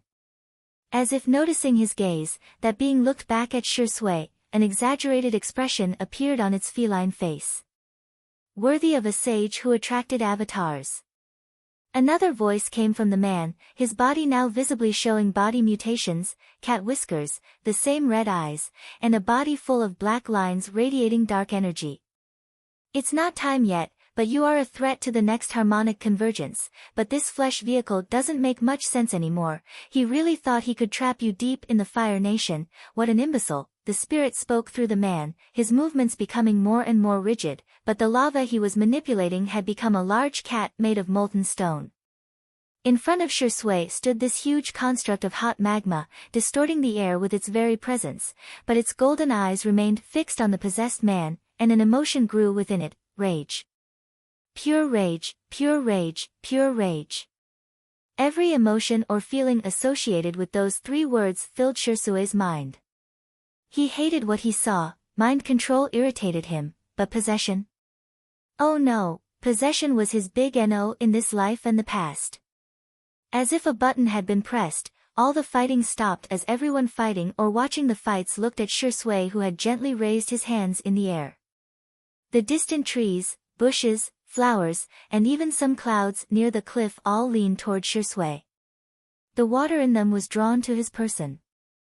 As Shisui's nose bled from the mental effort it took to keep his gift active at maximum power and concentration, his body moved smoothly, mimicking the waves of the sea. His chi path was burning, his body's nutrients were being consumed, and his body was visibly shrinking due to the loss of flesh, but he was using everything he had to mobilize every ounce of his power for one purpose: to extinguish what lay before him. With a great roar, the water surrounding Shisui was transformed into the appearance of a gigantic oriental dragon. This appearance had a meaning, and if you saw the glowing blue eyes of this dragon, you would notice that it seemed to have some sentience. Truly a danger. You are not the Avatar, but you have gone to this extreme with your waterbending, the likes of which have not been seen in nearly a century. The war between humans prevented humans from reaching this point, but you have, Sage Shisui. Fortunately, my master asked me to eliminate you, the possessed man said before hurling the lava cat at Shisui. This hurts, it hurts too much, I feel like I won't even be able to walk for weeks after this, but, this is the best I can do, Shisui thought as his special vision became more and more abstract. In front of him there was just a cluster of disgusting colors that he had to clean up. This is very juvenile, but... Chaos Water Dragon.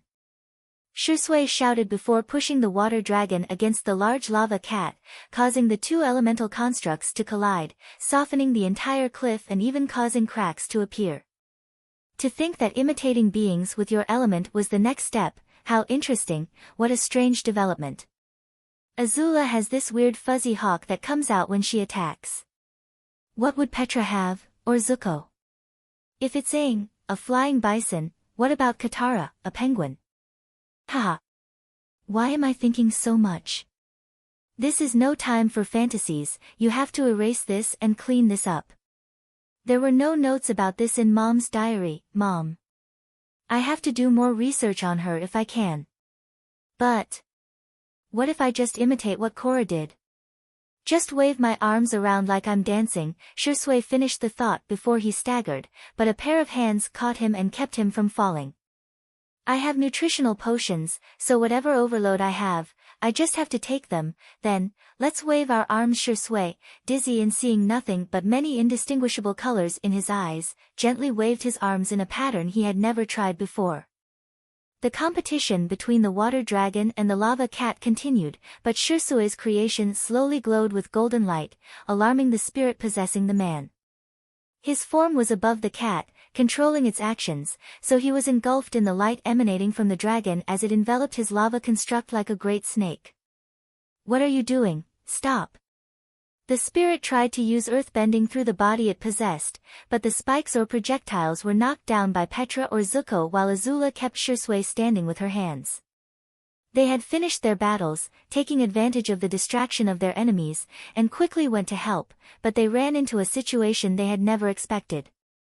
Under the purifying light given off by the dragon, they could see the being that inhabited the man's body and knew instinctively that it was a spirit.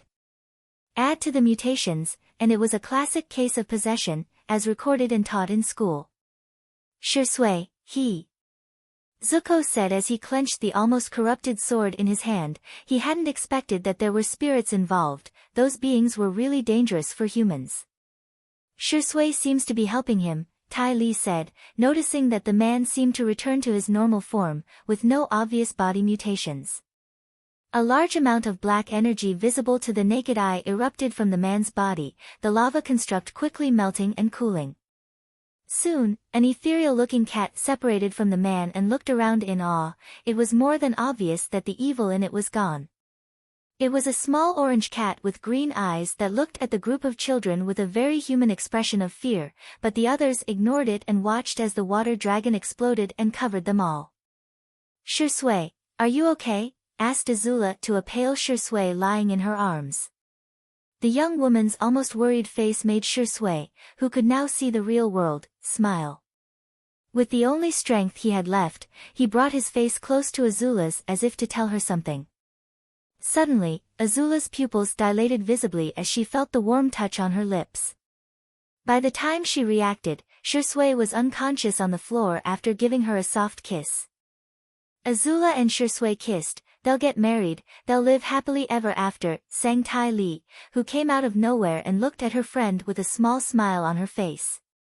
Azula wanted to complain, but when she saw the bloody knuckles and flayed skin on her childhood friend's hands, the princess remained silent. She looked at the others, except for Mai, who had no visible wound from her fighting style. Her older brother and Petra were bruised. Zuko had cuts on his body and a nasty burn on his shoulder, while Petra seemed to have a broken arm as well as cuts on her face. She even had black eyes and a broken nose. When Shisui awoke, he realized that he was in his dimly lit room. His chi seemed exhausted but pulsating with life, something he noticed only on a full moon. In his arm was a needle connected to a strange serum, no doubt something of his creation, and only Azula was curious enough to enter his lab enough to know what he had in there. His body ached, he seemed to be in hot springs. He knew he had overdone it, he could even feel that he would need at least a month of reconditioning to get back to 100%, but inside he knew it was worth it. When he took advantage of the solitude he had to meditate, he noticed that he could dodge another world that overlapped the real world much better. He couldn't enter it, but it seemed much clearer to him than before. Meow, a meow brought him out of his meditation and he saw it. An orange cat had jumped on his body and was staring at him. Oh no, an orange cat, Shisui muttered, and the cat looked annoyed at his words, but it got off his body. Shisui watched as the cat went through the wall, and soon after, the door to his room opened, revealing Azula, who was carrying the spirit as if it were just another pet. Azula approached him and stared at him. Shisui noticed that the girl seemed to be crying for a long time, and out of instinct, he made a joke. Don't tell me it's been 10 years. Shisui asked with a smile on his parched lips, but Azula just looked at him as she stroked the cat in her arms. Aren't you going to say anything? Hello. Shisui realized that this was no time for jokes and although he wanted to sit up, his weak body wouldn't let him. I love you. Shisui was always one to lash out unexpectedly, but seeing Azula's lack of reaction, he expressed the deepest feelings in his heart without hesitation. A cat flew out while meowing loudly as Azula jumped on Shisui, hugging him tightly and filling his lips and face with many kisses, leaving the boy at a loss for words, especially with the princess words. 10 days, you fool. You slept for 10 days after doing that crazy thing. Against stupid rookies. They weren't even important people in the Dai Li, they were just rejected boys. Azula sobbed a little as she let her head rest on Shisui's chest, who didn't know how to react. They sent a letter to my father apologizing for the unplanned attack and that they hoped it wouldn't sour relations between us and Ba Sing Se. But, the war has resumed, I won't see you for 2 years, you'll be back in a heightened conflict where anything can happen. The spirits want to kill you, for sure Dai Li won't leave alone, who knows if the Northern Water Tribe will send people to hunt you too, so you joke and say you love me after almost dying of exhaustion. Azula began to blurt out her grievances against Shisui's chest, which she had filled with tears. Not only have you ignored me for so long, but you tell me you love me out of the blue. Do you love me, Shisui? Or are you just saying that to calm me down?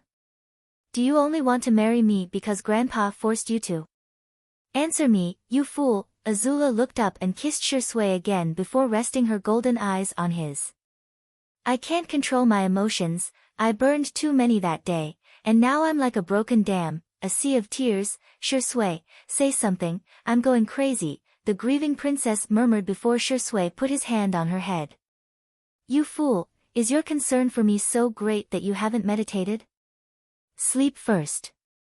He advised her, knowing that Azula's strange attitude was due to the disadvantages of the technique she was using. Everything has a price. Shisui's was falling into bed and needing to improve his physique for a while. Azula's was an emotional imbalance due to burning out some of her emotions, but it was easily solved, meditating. But she had barely slept and worrying about Shisui made her lose control of her emotions, add to that the hormones of puberty and we have this result. Azula burst out laughing before she kissed Shisui on the cheek and lay down next to him, not wanting to leave the boy's side until he had to go to the front to fight. Do you love me? She asked quietly. Yes, Shisui replied. You're not lying to me? Azula asked in her sleepy voice. I don't lie to you, I'm as sure as the water is clear, Shisui replied, and Azula took a while to continue speaking, this time with a yawn. But your water sparkles sometimes, that's not clear water, she asked hesitantly, but Shisui turned around with difficulty, even though his body ached from the movement, and hugged her. You say a lot of confusing things, he said, but Azula laughed. You used to do the same thing when we were little, silly Shisui. Eventually, Azula fell asleep, while Shisui had only one thing on his mind. How heavy was I as a child? From that day on, the dynamic between them changed in a subtle way. They were more open with their emotions and the way they treated each other, even if it was limited to simple kisses or holding hands, it was enough. Azula solved her emotional problems quickly, even realizing that her emotions were now much easier to dominate and control, which could be described as a blessing in disguise, or so Shisui told her while laughing at a joke that only he understood. Zuko had a pretty cool burn scar that was fortunately gone from his face. Shisui also helped remove the marks on Petra's face and Ty Lee's hands with one of the scar ointments he had in his lab. Azula first teased Shisui about how well he had started to get along with his granddaughter in the last few days, also to talk to her straightforwardly about the situation that had led to the fight that day. Kiyi visited Shisui with sweets, Ursa cut his hair to give him a new hairstyle, Lu Ten gave him a forged spear, and Iroh gave him tea made from an interesting herb he found in an Earth Kingdom caravan. Mai gave him a painting of what happened that day when he purified the spirit cat they named Musu. Ozai even came up to him while he was recovering and thanked him. He, a man who had always been a bit uncomfortable with Shisui, thanked him. Li became part of Azula's entourage for some reason, apparently impressed by the princess that day. Stories of what happened that day were also told and spread throughout the world. Of course, the rest of the world did not take kindly to the Fire Nation resuming their military campaign, but they were fully focused on Ba Sing Se. They knew it would be difficult to breach the walls of that capital, but they wanted to make them pay the price. They only attacked Ba Sing Se, the other cities of the Earth Kingdom were relatively safe. This was, as said, San attack in retaliation for the attack committed by the Dai Li. Although those attackers were repulsed, the one who led the attack made a lot of the group, that was enough. At the end of the time set for his recovery, when Shisui confirmed that he was finally free of after effects, he prepared. Along with Zuko and many other young men of the Fire Nation, they went to the place where soldiers were recruited. It was from this place that the legendary stories of those who fought that day began. 16. In the army. You are here as recruits. Your wealth, titles, or social standing are not important when you are a recruit. Only one thing matters, your exploits in battle and the honor you can receive for them. But it is not easy, you have to learn to work together, follow orders, and kill. In a rather militarized training camp, a middle-aged man dressed in red and black, symbolizing his army affiliation, showed what he held in both hands. It was a long object made of metal and parts of wood, its overall black finish with white details just making it look like a nice stick, but Zuko's eyes wandered a bit to look at Shisui who was standing next to him. The two of them were standing in rows with other young men their age. None of them were wearing soldiers' clothing, just a white flannel and black pants. They were all standing and looking at the strange object in the man's hands. It is called a musket, a creation of a sage that allows anyone, even non-benders, to use the power of fire to destroy enemies. Less complicated than the bow and arrow, but just as dangerous, if not more so. Your training will not only include how to join the military but also how to effectively use this new weapon in a war. You will learn about muskets, you will love the musket, and you will be the musket. Do I make myself clear, recruits? The man asked, staring at the crowd of young men before him. Yes, sir, some shouted weakly, making the instructor sulk. Shout, you bastards! Do I make myself clear, you bunch of turtle ducks? The man's severity seemed to shake the recruits, who fared better this time. We do understand, sir. They all shouted even louder, but the instructor still sulked. If you went to school, you know how to march. But if there's a forgetful fool or someone who bribed the teachers to come here and doesn't know, I'll explain it to you nicely. Start with your left foot, okay? Lift your legs to a good height, keep your arms swinging, and don't stop walking until I tell you to, even if you have to take steps in the same position, don't stop. I don't care if you faint, I don't care if you are hungry or thirsty, you will follow my command, that's what I want you to do at this point. Don't you want to do it? Fight, achieve, rise. The Fire Nation will not stop you from reaching great heights, but it will depend on your effort to get there. And please, sing a nice song while you march, okay? Sometimes it's boring to be here with so many useless brats. The recruits began to march at his command, and out of nowhere, one person began to sing a song. Who lives in a pineapple in the spirit world? As they marched around the compound, Zuko looked back at Shisui and took the opportunity to whisper to him, now that they were out of the instructor's sight. Why didn't Petra come? Asked Zuko. She wants to spend a few days with her parents before she joins, although she is going to the army's development area. Who knew she was so mechanically talented, replied Shisui, who had not expected that Petra would receive a direct invitation from the army researchers. Shisui also received such an invitation from many places, including the navy, but he decided to start at the bottom of the military because it served his purposes better. It wasn't as if he couldn't go anywhere else. Being practically a member of the royal family gave you certain privileges whether you wanted them or not. What he hadn't quite expected was that Zuko would follow him. In Shisui's mind, Zuko in the canon looked more like a sailor than a soldier, but it was an interesting development. Destination? Canon? Who cared? He didn't, so he had a pretty good time when the instructor's orders changed from marching to jogging. His physical condition had recovered nicely after his fight, and he even felt like he had gotten a little stronger. By the end of the day, only he and Zuko were still standing, albeit with severe shortness of breath, while the others were lying down or on the ground with exhaustion. Well done, little sprouts, but they are still hothouse flowers in my eyes and will not leave my hand until they are flowers with poisonous thorns. Fortunately, it's dinner time, so let's eat. The curfew is at 9 p.m. If you're out of your resting place by then, well, we need volunteers to clean the latrines, you know? The instructor frightened the poor recruits with these nasty words, and more than one lost the desire to eat. But they ate, they had to because they knew they would have to live like this for a while. Many of them were in good physical condition, but today's training had pushed them to the limit and they needed to replenish their strength. So they spent 6 months training in a standardized, unified way, not to build muscle, but to synergize with each other as part of a whole. They were taught how to understand orders, how to use certain methods of transportation, how to use the new weapon called the musket, and how to form a wall of metal shields or spears. They were even taught the basic techniques of using chi, many of which had been jealously guarded by some or created by others in recent years. How to hit harder, how to skillfully run up walls, how to lessen the impact of falling. In addition, firebenders were taught the techniques of the army, how to attack in groups, how to use the flames on the battlefield, and how to combine their fire with that of a partner. Though there was some surprise to learn that Shisui was a waterbender, there were already several waterbenders in the army, even earthbenders, so it was not unusual. Sure, the higher UPS in the military camp knew who Shisui and Zuko were, but that did not translate into any privileges, and they were even much stricter with them than with the rest. It was in this atmosphere that both the prince and the sage melted into the great machine that was the Fire Nation army.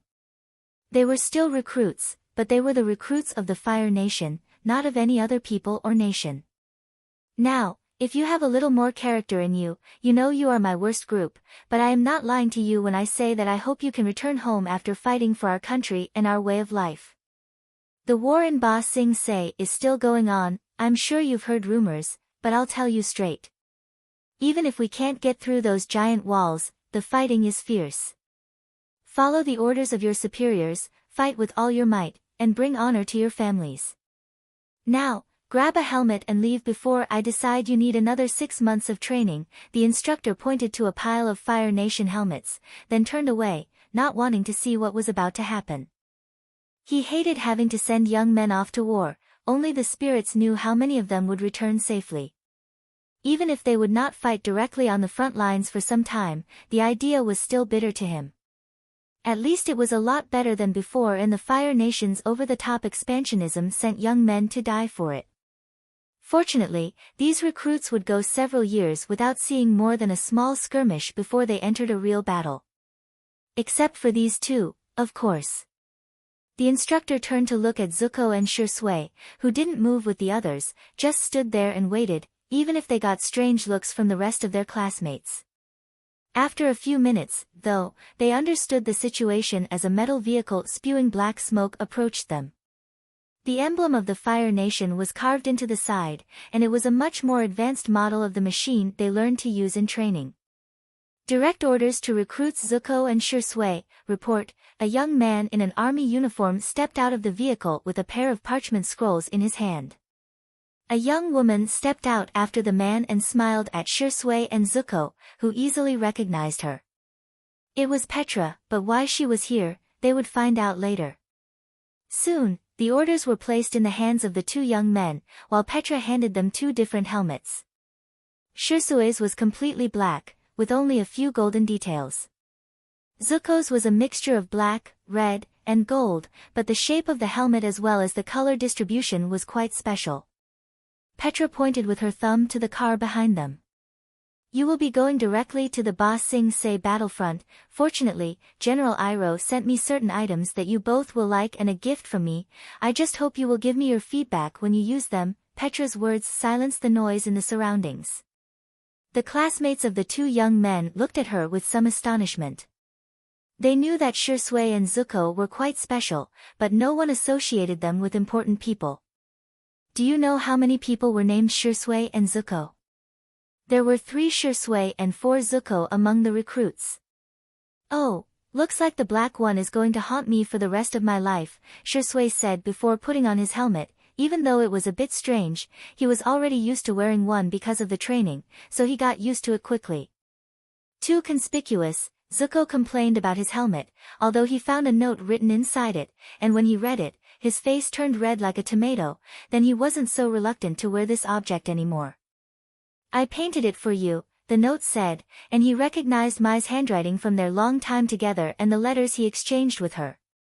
With varying emotions, the two got into the car and drove away from the training camp that had made them soldiers, but now they would face the harshest part of their situation. The real war.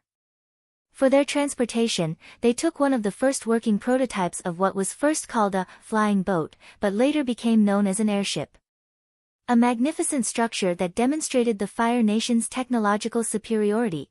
Imagine Shisui's surprise when he learned that Petra was part of the group that piloted this magnificent contraption. Few people have learned how to operate this baby. It's not just pouring coal into the furnace and waiting for the hot air to do its thing, you know, said Petra, who wore glasses on her head and had her hair completely disheveled. Aren't you supposed to be an earthbender?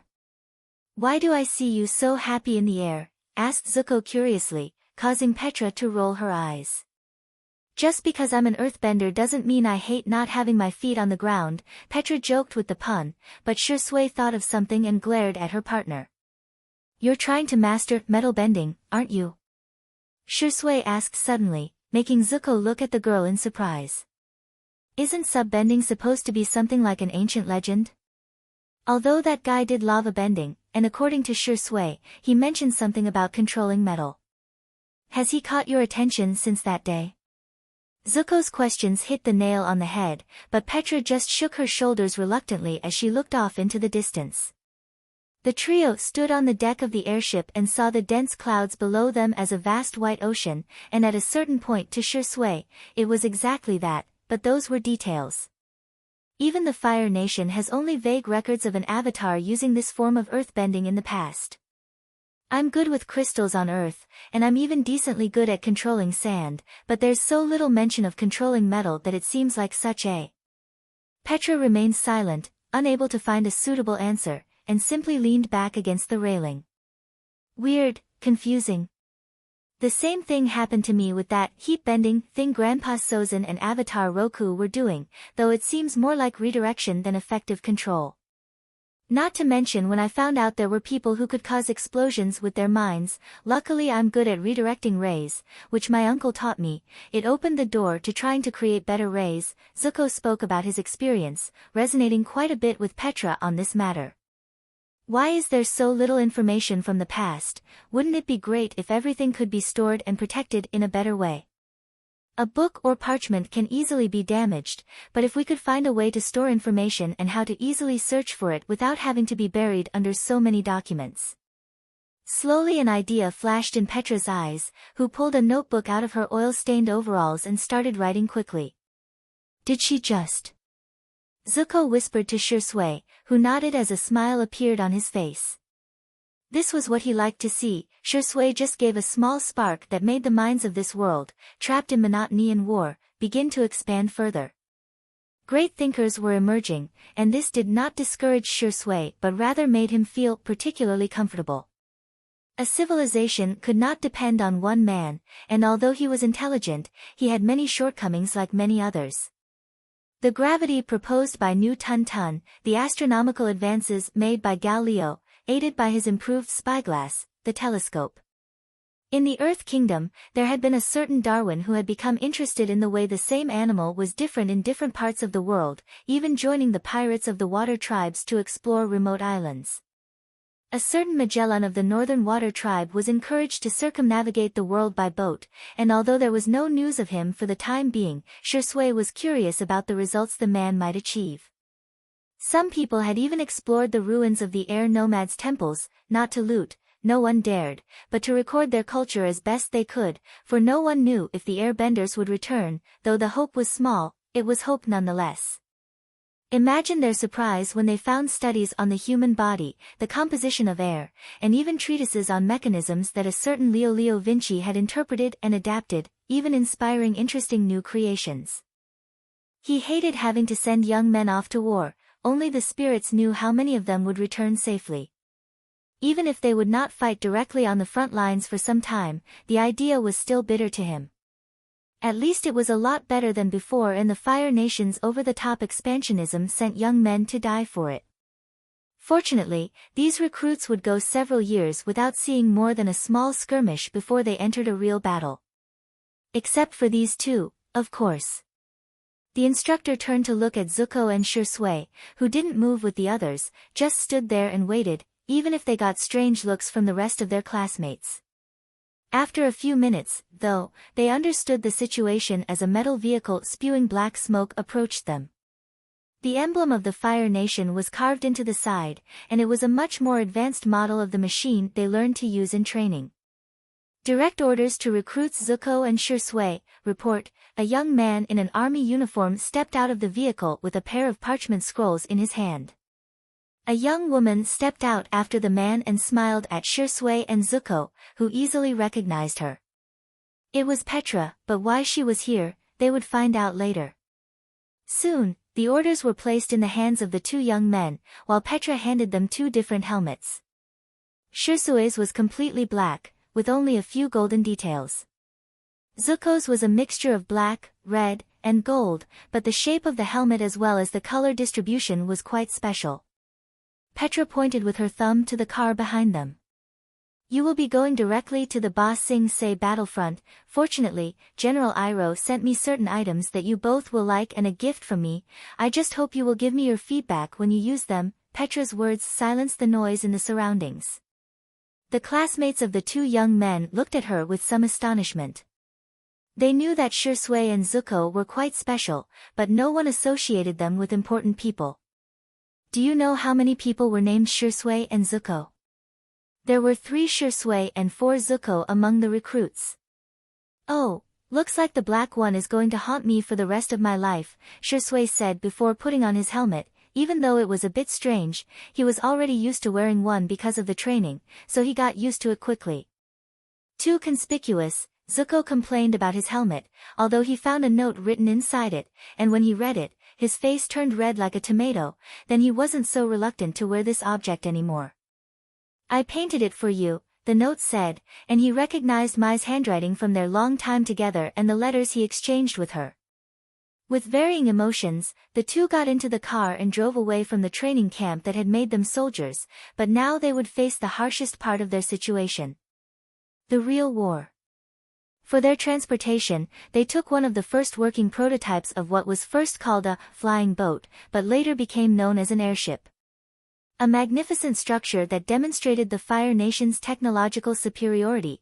Imagine Shisui's surprise when he learned that Petra was part of the group that piloted this magnificent contraption. Few people have learned how to operate this baby. It's not just pouring coal into the furnace and waiting for the hot air to do its thing, you know, said Petra, who wore glasses on her head and had her hair completely disheveled. Aren't you supposed to be an earthbender? Why do I see you so happy in the air? Asked Zuko curiously, causing Petra to roll her eyes. Just because I'm an earthbender doesn't mean I hate not having my feet on the ground, Petra joked with the pun, but Shisui thought of something and glared at her partner. You're trying to master metal bending, aren't you? Shisui asked suddenly, making Zuko look at the girl in surprise. Isn't subbending supposed to be something like an ancient legend? Although that guy did lava bending, and according to Shisui, he mentioned something about controlling metal. Has he caught your attention since that day? Zuko's questions hit the nail on the head, but Petra just shook her shoulders reluctantly as she looked off into the distance. The trio stood on the deck of the airship and saw the dense clouds below them as a vast white ocean, and at a certain point to Shisui, it was exactly that, but those were details. Even the Fire Nation has only vague records of an avatar using this form of earthbending in the past. I'm good with crystals on Earth, and I'm even decently good at controlling sand, but there's so little mention of controlling metal that it seems like such a... Petra remained silent, unable to find a suitable answer, and simply leaned back against the railing. Weird, confusing. The same thing happened to me with that heat-bending thing Grandpa Sozin and Avatar Roku were doing, though it seems more like redirection than effective control. Not to mention when I found out there were people who could cause explosions with their minds. Luckily I'm good at redirecting rays, which my uncle taught me. It opened the door to trying to create better rays. Zuko spoke about his experience, resonating quite a bit with Petra on this matter. Why is there so little information from the past? Wouldn't it be great if everything could be stored and protected in a better way? A book or parchment can easily be damaged, but if we could find a way to store information and how to easily search for it without having to be buried under so many documents. Slowly an idea flashed in Petra's eyes, who pulled a notebook out of her oil-stained overalls and started writing quickly. Did she just... Zuko whispered to Shisui, who nodded as a smile appeared on his face. This was what he liked to see. Shisui just gave a small spark that made the minds of this world, trapped in monotony and war, begin to expand further. Great thinkers were emerging, and this did not discourage Shisui but rather made him feel particularly comfortable. A civilization could not depend on one man, and although he was intelligent, he had many shortcomings like many others. The gravity proposed by Tun, the astronomical advances made by Galileo, aided by his improved spyglass, the telescope. In the Earth Kingdom, there had been a certain Darwin who had become interested in the way the same animal was different in different parts of the world, even joining the pirates of the water tribes to explore remote islands. A certain Magellan of the Northern Water Tribe was encouraged to circumnavigate the world by boat, and although there was no news of him for the time being, Shisui was curious about the results the man might achieve. Some people had even explored the ruins of the air nomads' temples, not to loot, no one dared, but to record their culture as best they could, for no one knew if the airbenders would return. Though the hope was small, it was hope nonetheless. Imagine their surprise when they found studies on the human body, the composition of air, and even treatises on mechanisms that a certain Leo Vinci had interpreted and adapted, even inspiring interesting new creations. And as if responding to the small inspiration he had, his chi flowed into his heart, out of the usual channels of chi. His chi then began to be pumped along with his blood, being an energy of an ethereal nature. It took up no real space, so to speak, so his blood was not hindered in any way. His blood and energy now shared the same path, and as if he was much closer to the source, his chi slowly changed, maybe just a notch, but it was a very noticeable difference from before. Shisui saw his life expectancy increase by a year, something that made him smile because he was simply letting his life flow much further than it could without wearing out. From what he knew of the four elements, Shisui felt that any master could achieve the same as he did by understanding the vital aspect of his element. Each element shared concepts such as life, even fire, the most destructive, could create life and even heal. Had he attained immortality? No, mortality was part of water, of the elements in general. All the elements could also represent death, even earth, or haven't you heard of the radioactive elements in earth minerals? I was just following the normal flow of things, and it was natural to live longer as long as you took good care of yourself or lived in a perfect environment. That was what Shisui had been driving in his body with his actions. Besides, maybe he could try to become a spirit. It was said that humans had the potential to become spirits but would die before achieving that goal, and he liked the idea, especially if he could continue to see the interesting things in this world. This was different from the two supposed ways to become immortal discovered in the Avatar world, one of which was rearranging the minute aspects of your body to stagnate it over time, while the other method seemed to require an avatar's chi to gain immortality. What Shisui was doing was essentially allowing something separate to coexist, like yin and yang. Life and chi were two sides of the same coin, and what he was doing was bringing them together. Taking advantage of the fact that he was probably in this state and would have to grope more to achieve it permanently in the future, Shisui wasted no time and began to move his body. Slowly, Shisui's body began to glow as the water covering his body responded to his bending. He was healing in the most profound way he could with his new state. The invisible wounds left by the arduous battle, the scars on his body, the dead or defective cells, and even small natural imperfections on his skin such as acne were gradually removed while he remained in this state. Not only that, the water also turned a brilliant gold, and black energy motes emerged from his body. He was purifying himself, for whether he wanted to or not, he had been contaminated by the murderous intent and death breath of war, as he could tell by looking at his aura. But only today could he find a way to do this feat, and when he finished, he knew that it was only a short time before dawn, but his body was in excellent condition. He felt even a bit stronger, his mind was clear, and he felt that he could gain many benefits by meditating, but that would be for another day because now he was going to start a skirmish and he had to be a part of it.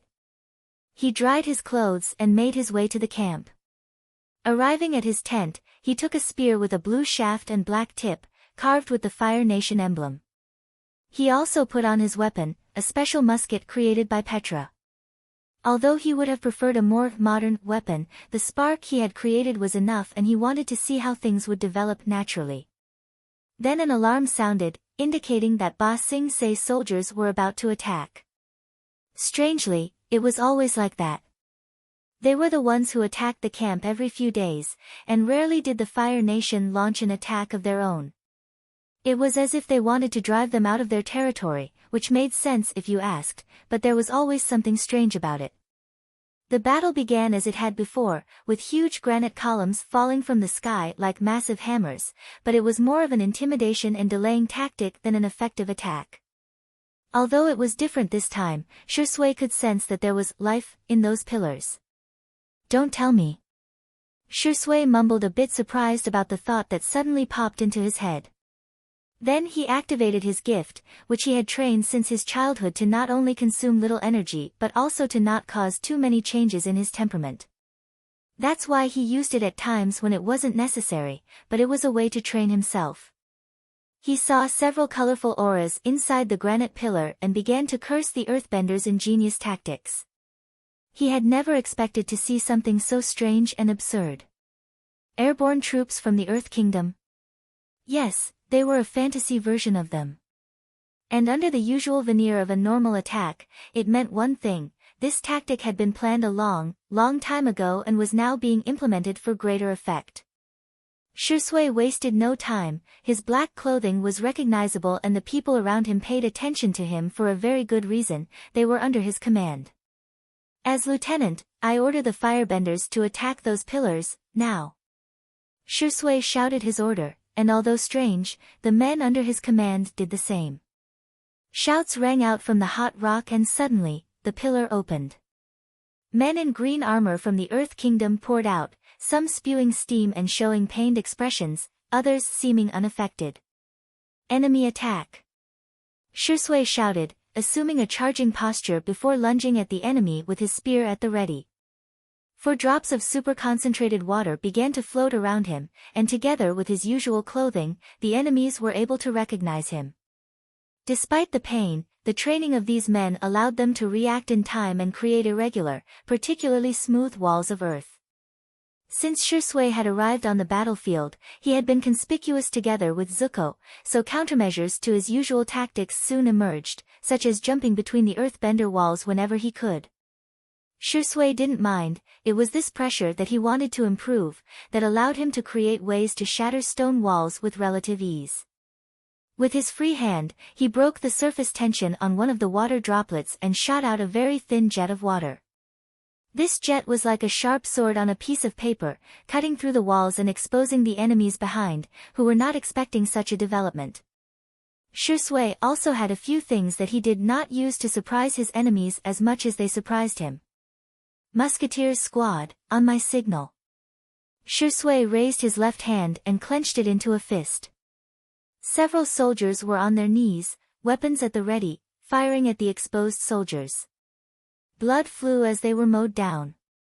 Even though their actual armor was extra thick in vulnerable areas such as the torso or head, it was inefficient to cover their limbs with armor. The musketeers specifically targeted those exposed limbs. It was difficult, but among so many shots, some would hit. Shisui then jumped over the stone rubble and landed heavily on one of the enemies. A water serpent followed his arm and suddenly transformed into an ice needle that pierced the space between the torso armor and the helmet, right through the neck. His men quickly surrounded the incapacitated earthbenders, thrusting their weapons into the gaps in their protection and ending their lives. Shisui looked at the blood on the ground and knew he could manipulate it, but only because it was exposed to the air, with no life to resist. Would he do it? Not now. But under his bending, the blood plunged into the ground and a speck of chi emerged from it, plunging deep into the soil. At the very least, strong plants would grow here in the future. The Earth Kingdom's tactics seemed to have served them well, as one could hear the desperate cries of many lieutenants or commanders giving hoarse orders to the enemies who attacked unexpectedly. In the distance, Shisui even saw a huge mountain collapse on the Fire Nation wagons, turning them into metallic mush. Then he saw it, a blue fire falcon on the left flank slammed into one of the granite pillars, partially melting it. Azula is pissed, Shisui said with a smile before turning serious. This was just an initiated attack, most of the enemies were already on their way. It was great to see the earthbenders sliding on large blocks of dirt, one pushing them forward while others smoothed the path to be traveled, reducing friction or bumps. They also used the dust cloud to not only blind their enemies but also to prevent the use of firebending. No one wanted to die foolishly from a dust explosion, not when they sometimes mixed gunpowder into it. Gunpowder was not something exclusive to the Fire Nation, only that the Fire Nation actually made the compound with higher quality, but the Earth Kingdom also had their formulas, and the way they used them was clever, to say the least. Because of the Fire Nation's firearms and the technological effort to imitate them, the first enlightened people were born, who decided that if gunpowder was a compound made from materials found in the earth, why couldn't an earthbender manipulate gunpowder? Thus was born the strangest sub-bending of the war. Gunpowder bending became the earthbenders' answer to the Fire Nation. In addition, there were rumors that the waterbenders of the northern tribes had experimented with potatoes and obtained a compound similar to water, but highly flammable. Shisui did not know how the situation had become so strange, but he was pleased with the imagination of others, even if it was used against him. But now, the battle was about to enter its fiercest phase. Thousands of rock projectiles were fired at them, but the firebenders created overlapping walls of fire with some consistency, stopping the attacks, and so the real conflict began. Bullets flew from the Fire Nation, while gunpowder balls with timers came from the Ba Sing Se soldiers. The fighting was terrible and chaotic, but Shisui moved among the combatants like a water snake. Always with his people and never separating from the army, the brave did not live long. It was always best to stay with your own as they could protect you. As mentioned before, using a lot of power was not optimal except in certain necessary situations. Thus, Shisui was limited to fighting with his blood-stained spear, creating pressurized water from the super-concentrated droplets floating around him, or firing an occasional bullet with his musket. Perhaps it was because of the healing and purification he'd gone through a few hours ago, but Shisui noticed that his stamina lasted much longer, and he didn't feel as tired as he should after an hour of battle. As the sun reached its peak above them, the Earth Kingdom's offensive was waning, while the firebenders' momentum was increasing. The sun was the source of the firebenders' power, and they were much stronger at noon. Especially the powerful firebenders, like a certain princess who created a huge wave of blue flames that consumed two enemies in front of Shisui. Sure, I'm angry, shouted Azula, who was covered in sweat and blood and had an angry expression on her face. They killed a tenth of me. That stupid column had crystals that prevented the heat signature of those bastards from reaching me. They were preparing to attack me, sure, and I didn't like that. Azula complained as she caught her breath, and then she noticed something strange about Shisui. Why did he look more handsome than before? Although Azula could only see part of Shisui's face because of his black helmet, her instincts didn't fail her. Even the boy looked taller than before. I'll tell you everything. I found out something good last night, Shisui said, making Azula smile, and her bad mood was gone. The relationship between the two had progressed quite a bit, and Shisui had no reason to hide his training or the attempts he made every full moon, even inspiring the princess to further explore her flames. Though her sense of heat was not her own, Zuko's, Azula had studied fire-related mysticism and made up for much of the lost time in that area through her conversations with her uncle Iroh. Azula even learned to heal with her flames, something she never expected to do, preferring more powerful things, but having such an ability confirmed to the princess that she was on the right path. Petra, for example, also learned to heal with earth, and Mai and Tai Li even explored the use of Qi for various purposes much more deeply.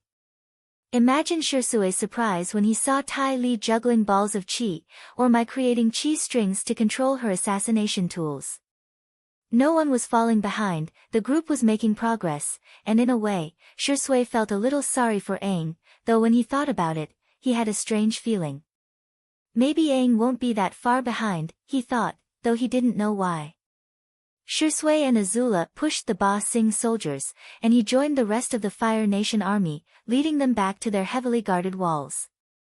Shisui used his gift to see the aura of the wall, and the sight always fascinated him.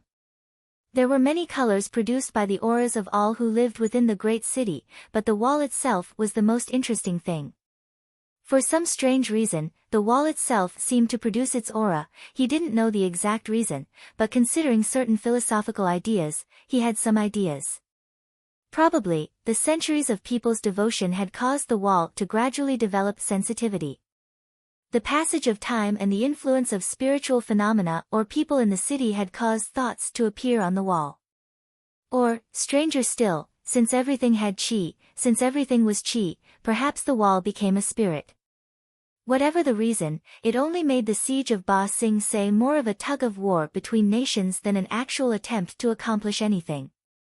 Shisui wouldn't be surprised if it was the blood spilled on the walls that brought it to life, since strange things always happened in places where there was a lot of death. Back at the camp, the group of friends gathered around a campfire, and as Shisui stirred the broth that was being prepared, he told the others of his findings. Wait, if I let you bend the flow of my life, will you make me beautiful and tall? Tai Li, as usual, found the funny side of the situation and made Shisui almost lose control of the broth he was stirring. What's on your mind? Shisui asked with genuine curiosity, causing the girl to simply stick her tongue out at him. Don't you know that we girls love beauty so much? Look at my sloppy skin. I like to tan, but fighting big men and women all the time doesn't do your skin any good, especially when they use large amounts of powder against you, Tai Li explained with visible resentment in his voice, but the girls present nodded. Dust gets in uncomfortable places, would that be a Ba Sing Se tactic? asked Zuko in a joking tone, causing the others to giggle a little. But seriously, isn't bending the blood kind of heretical? Petra asked the crux of the matter, causing Shisui to ponder for a moment.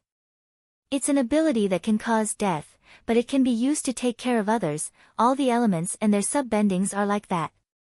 I don't doubt that someone will use blood bending to inflict pain. You can see from the endurance of animals how much it hurts them. But I don't want to use it for that. Why, isn't it better to explore the infinity of these gifts we possess? It used to be thought that only water could heal wounds, but look at Azula and Petra, healing with their elements. There used to be a certain sense of superiority of masters over non-masters, but now a non-master can reach heights with chi that are difficult for a master to follow, who must neglect his attention to the advancement of his element.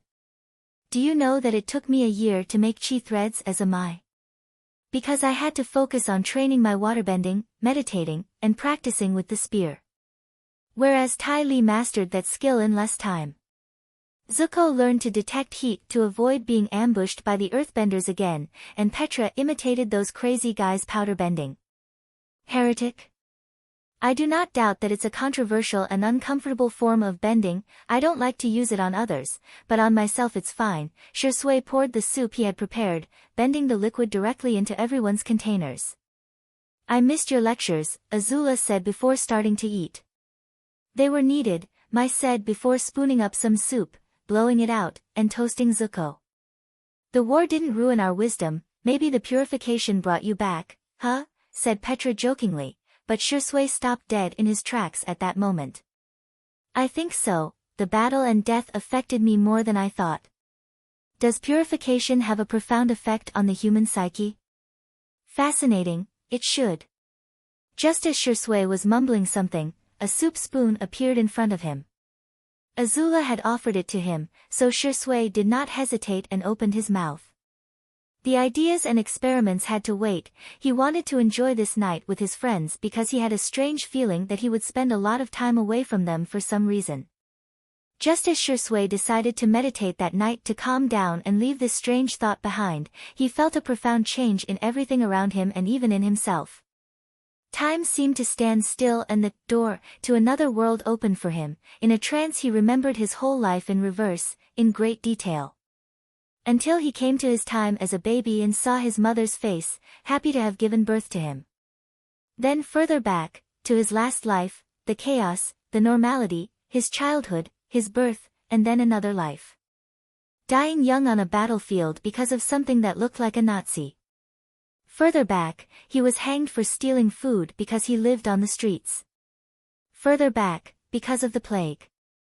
Much further back, because of a bullet fired by a pirate who raided the merchant ship I was on. Back, back, back.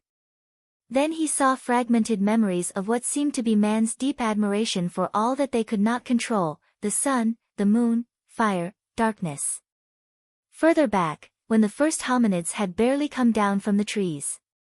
Long ago, when great creatures ruled the earth, I was just a little vermin trying to survive. Way back when life was abundant. He went back to the beginning when the concept of life had barely emerged. He saw everything back to that infinitely dense point in no space and no time, and much further back, to the thermal death of an earlier universe. He went back much faster, much more fleetingly, his mind constantly bombarded by these images he could barely remember or process, but he didn't stop, he never stopped. Until he decided to. Then everything rushed forward, in a great flash that reached where he was now, to his current life, Shisui. With a terrible headache, he stood up but was a little startled to see the strange eyes of a young man before him, looking at him curiously. Hello, are you new here, do you want to play a little? Oh, how rude, I should introduce myself. I'm Aang. Who are you? The boy asked, making Shisui think he might have been drinking cactus juice. What? He asked before realizing where he was. Shisui almost cursed at the sight of the exotic and changing atmosphere of the surroundings. He was in the spirit world. Not only that, do you remember the avatars he met years ago? Well, they were standing in front of him, looking at him. Some smiled at him, others a frown, but it was Roku who approached him. Aang, first we have to get Shisui attuned, it's his first time here, Roku said before he offered his hand to Shisui, who stood up. Old man, what's wrong? Asked Shisui with some trepidation. Not to be outdone, if you saw all the avatars in front of you one day, without your element bending and with only your gift from a past life as an advantage, you would be afraid too. Do not worry, young man. You are here for two reasons. You achieved enlightenment on your own and because we lured you here when that happened, replied a female avatar, Yangchen. Enlightenment? I didn't seek it, exclaimed Shisui, but another avatar, one in very old Fire Nation robes, shook his head. Enlightenment is not sought or pursued, it comes to you naturally, something you have done and understood that allows you to attain it. You are neither the first nor the last, but you are certainly the youngest, the avatar said. Besides, it's time for you to return the help we've given you. We need you to train Aang, Kyoshi said, and Shisui already knew at that point that it was the only reasonable explanation. Some bastard put cactus juice in his soup. I just wanted to say a few things, like thank you for making this fanfic popular, seriously, it will soon reach 8K collections already, that's surely a tremendous stroke of luck, yes, luck, because I find no reason for it. Not counting Azula's cleavage on the cover, of course, cough cough. By the way, if you see that I delete some reviews, it's because, they're repetitive, they're just emoticons, dots, random letters, or words, nothing to add, or even people who don't even bother to ask in the comments or read on before saying something that I'm sure has an answer for chapters later. I don't care if you give me 1 or 2 stars if you give me a real review telling me what I need to improve or what flaws the story has, believe me. I read them and I get to work based on what they tell me and I notice what I really need to do. That, and I delete comments that might be offensive or undesirable. The story will have sexy moments at one point, there will be a +18 in that chapter, but that doesn't mean I'm going to allow comments with porn gifs or NSFW pictures. Anyway. Thanks for everything. I won't let this story drop and I will finish it. I hope to explore this world a lot and look, our protagonist is now an enlightened one and his first job is to take care of a hyperactive child. The reasons for this will be explained in the next chapter. Take care 18, the enlightened one. First of all, why do I have to raise this child? Secondly, why does it have to be me? And thirdly, how did I become enlightened? Shisui asked somewhat dismayed, he had even activated his ability to observe everything around him. There was something very interesting when he saw the auras of all the avatars, they all had a similar aura but with just enough variation to stand out as unique individuals, but in a way this had an explanation, technically they were the same person but reincarnated for almost 10,000 years. If I may, young man, I believe I can answer your 3 questions, an old man with gray hair, black armor, and a calm gaze approached Shisui. Remarkably, all the avatars seemed to show him a touch of respect, and no wonder, for he was the first avatar, Wan. With him, this long cycle and the avatar's long mission to bring balance to this world began. This boy is Aang, an airbender. I assume you know what that means.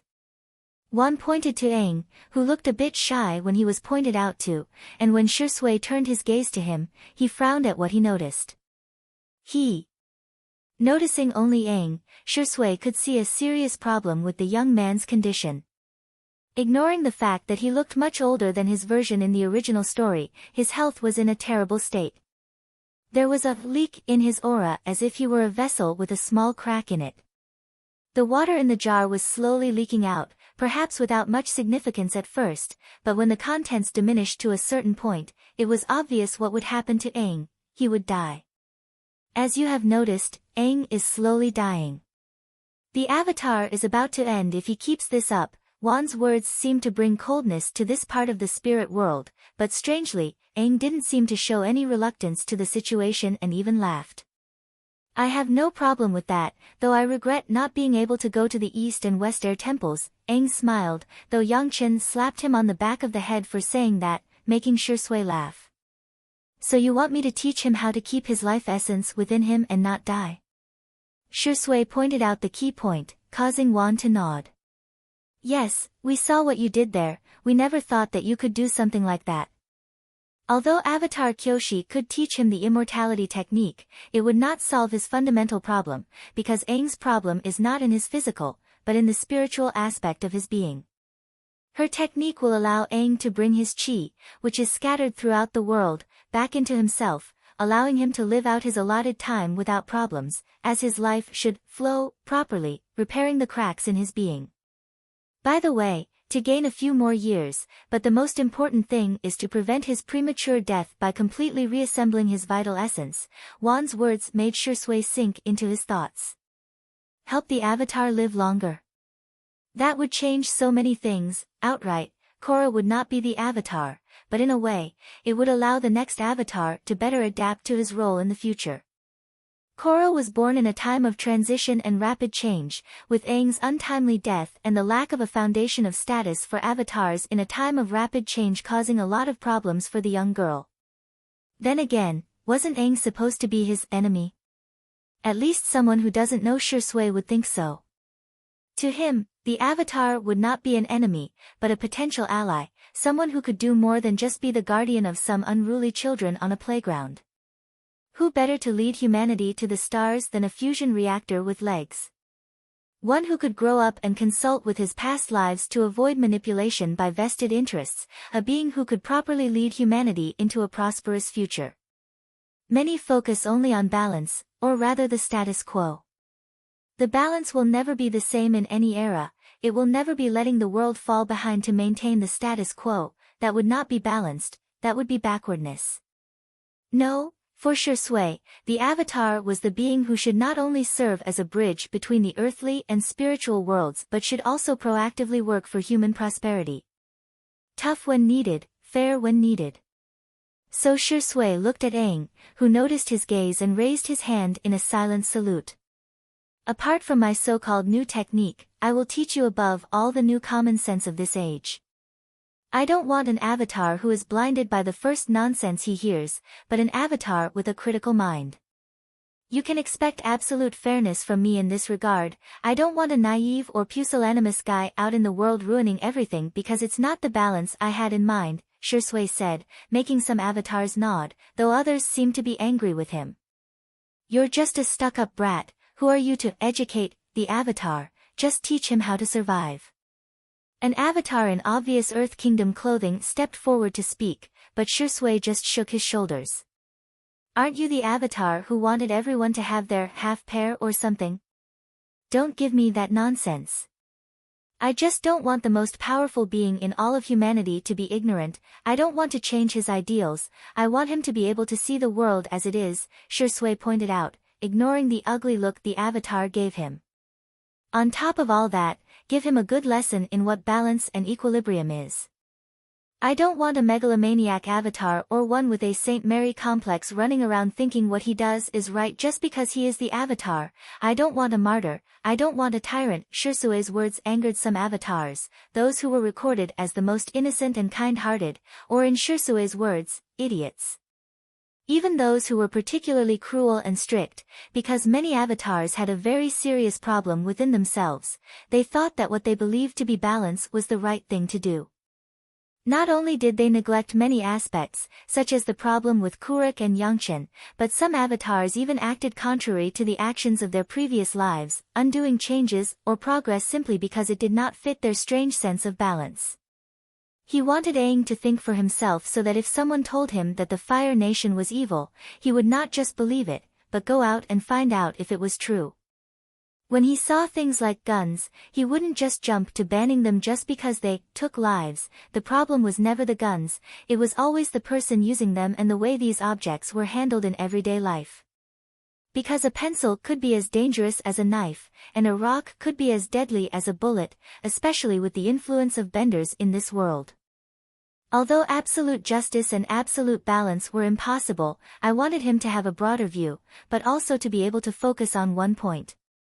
I didn't want him to be a pacifist, that would be to eliminate the poor boy's identity. No, what I wanted was for him to have more determination and critical thinking, to be an exemplary Avatar, a true leader to guide the world. Calm down, we are not here to argue with the sage. I agree that Aang should learn not only how to save his life, but other things as well.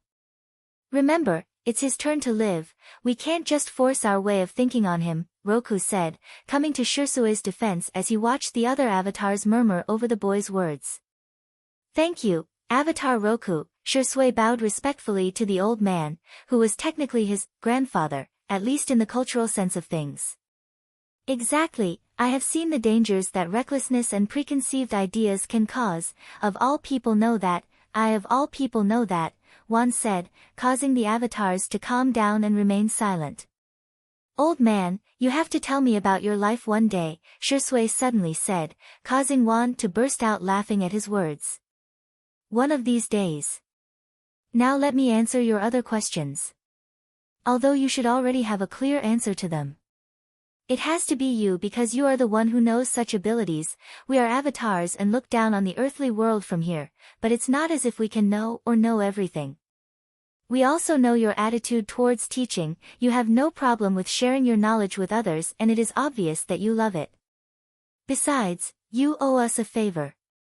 The day we all appeared in the spiritual reflection you created, we protected you from the attention of certain annoying and dangerous spirits.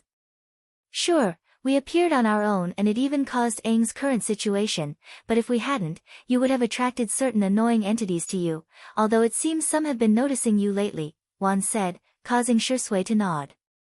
Not only was there the problem that some normal spirits had approached him in the last few years, but since Musu had attacked him that day, he had not been attacked again. That corruption just belonged to a being that he decided not to think too much about, especially in the spiritual world, who knows?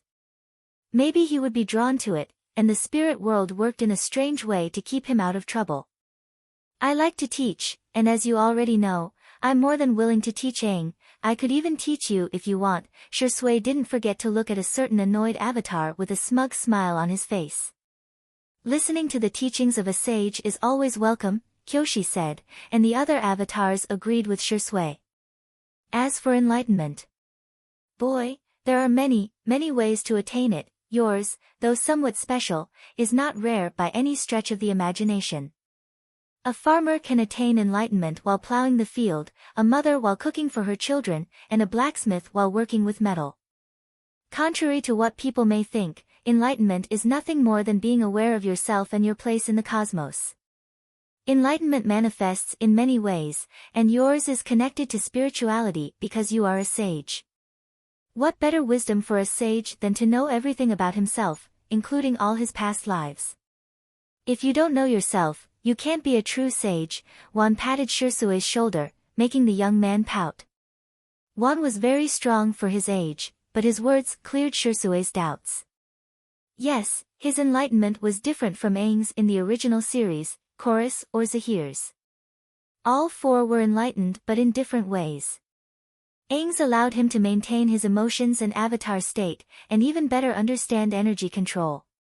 Chorus made her more human and aware of her limitations, but still allowed her to achieve perfect union with Rava.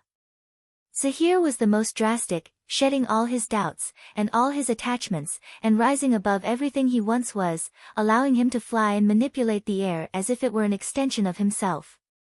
Shisui's enlightenment had to do with knowledge, a very deep recognition of himself, his past lives, and his present self. If he were to return to the real world, he would realize that he could now make life flow much more easily than before and that he seemed to be in a perpetual state under the influence of the full moon. No, even now, his gift, something that had followed him from his last past life, had undergone a fundamental transformation. It was simply a different way of seeing the world that no longer caused as much fatigue as it did when one's eyes were naturally tired. It even allowed him to see more detail than before, because if it had been an hour ago, he wouldn't have been able to see the strangeness in Aang or the similarity between the avatars. Shisui took a deep breath before sitting down on the ground and looking at all the avatars in front of him. What are you waiting for? Sit down, I have to be back by tomorrow, Shisui said with a smile on his face, and for some strange reason, the avatars felt something strange. They felt like naughty children being caught by a tutor. Oh yes, about that, you will stay here for a while, but don't worry, so many avatars here change the time flow of this place. When we are done, it will only have dawned on the earthly world, one said suddenly, as if he had forgotten a small detail. Won't my spirit age because of that? Shisui asked annoyed, but Kuruk was the one who answered. No, the only one who will age is Aang. He is the one who needs to mature properly for his current body. Since the day we manifested in the earthly world, his body has been growing slowly, partly because of the loss of his vital essence. This appearance was dangerous for him, it strained his mind to a level we did not expect, perhaps because of the time he was trapped in the ice, and we partly regret that is why we make all this effort for the boy. He does not deserve it. Come to think of it, if everything fits, Aang will be about 18 or so when he wakes up. Kuruk's words made Shisui frown, something about it didn't sit well with him. Is Aang destined to wake up or something? The idea of destiny and things like that made Shisui very uncomfortable, that's why his tone sounded a bit angry. No. You don't understand the time flow of this place, let me explain better, Kuruk said, noticing Shisui's misunderstanding. Except for certain fundamental places, the spiritual world is not synchronized with the real world. When you come out, you will find that only one night has passed, but Aang will wake up 2 years later, but for him, it will be shortly after your awakening. So for 2 years, you will know nothing about Aang, but for him, it will only be a few moments. All this has certain consequences, like, in a strange way, some spiritually active people will be attracted to the place where Aang lies, especially because his chi is floating around. After this explanation, Shisui understood better. The spiritual world was something like the disformity, but without the bullshit of this place, and except for a shudder on Shisui's part when he made this association, there was nothing more important. Thus began Shisui's teaching of Aang, forcing him to study science, especially mathematics. If Aang were to become the most powerful being in the world, he would not be an uneducated boy, and Shisui would be ashamed to be his teacher. He taught him without prejudice about everything that had happened since Aang disappeared. The actions of the Fire Nation, the extermination of almost all the air nomads, the war. Sure, Aang was angry, sad, and resentful, especially when he learned that Shisui was part of the Fire Nation. But Shisui taught him history, about what had happened in the future, about how the war had wreaked such havoc on the world, but that he was essentially part of humanity, for better or worse. It taught him about the changes that had taken place in the last century. About science, and philosophy, and even Shisui learned about the air nomad way of life and some of the things Aang wanted to teach him. Of course, this didn't change Aang's final resolution to end the war, but the way he wanted to do it was no longer just to target Ozai directly. He wanted to work more deeply with all nations, to make war not the first option, but the last. Aside from Aang telling him strange stories about how he could hear the voice of a young girl who was always talking to him, telling him stories about life at the South Pole, Shisui taught Aang his philosophy about Qi and the elements. Aside from the discussion they had about how strange, cruel, but beneficial blood bending could be for humans, Aang was able to grasp some of the basics that Shisui wanted to teach him about how to take his element further, to the essence of it. He taught him that they were not only a means to affect physical phenomena, but also to touch spiritual or mystical aspects. Especially the element of air, which was the freest and most spiritual of the 4 elements. When water flows, the wind is unbound. According to this concept, Aang was freeing himself from the gradual loss of vital elements, which was damaging both his body and his mind. A strange approach, but it allowed Shisui to see what he already knew, that all the elements came to the same point from different paths. Each element was independent but dependent on the others, they were unique but contained traces of the others.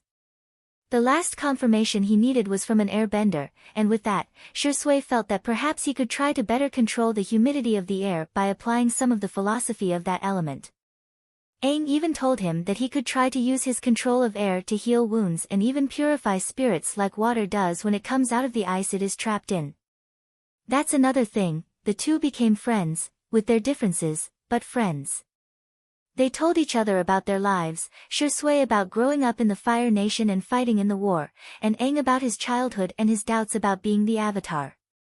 The strange voice became more and more frequent in Aang's ears, and it even seemed that the boy who had taken a liking to the person talking to him while he was frozen had an idea of who it might be.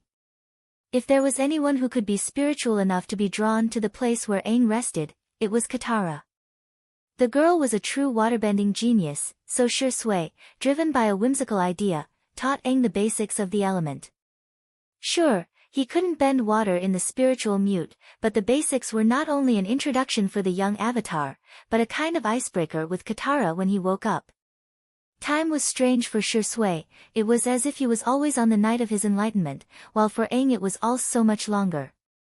The young avatar was slowly maturing, but Shisui knew that the young man's true maturity would come when he was truly free to explore this world. Shisui's relationship with the avatars was slowly changing. So many stories from the past, so much lost knowledge and so much to learn from them, made Shisui endure the most annoying group of them in pursuit of continuous learning. He learned about the spirit world, the harmonic convergence, Vatu, the spirits, and how this strange place worked.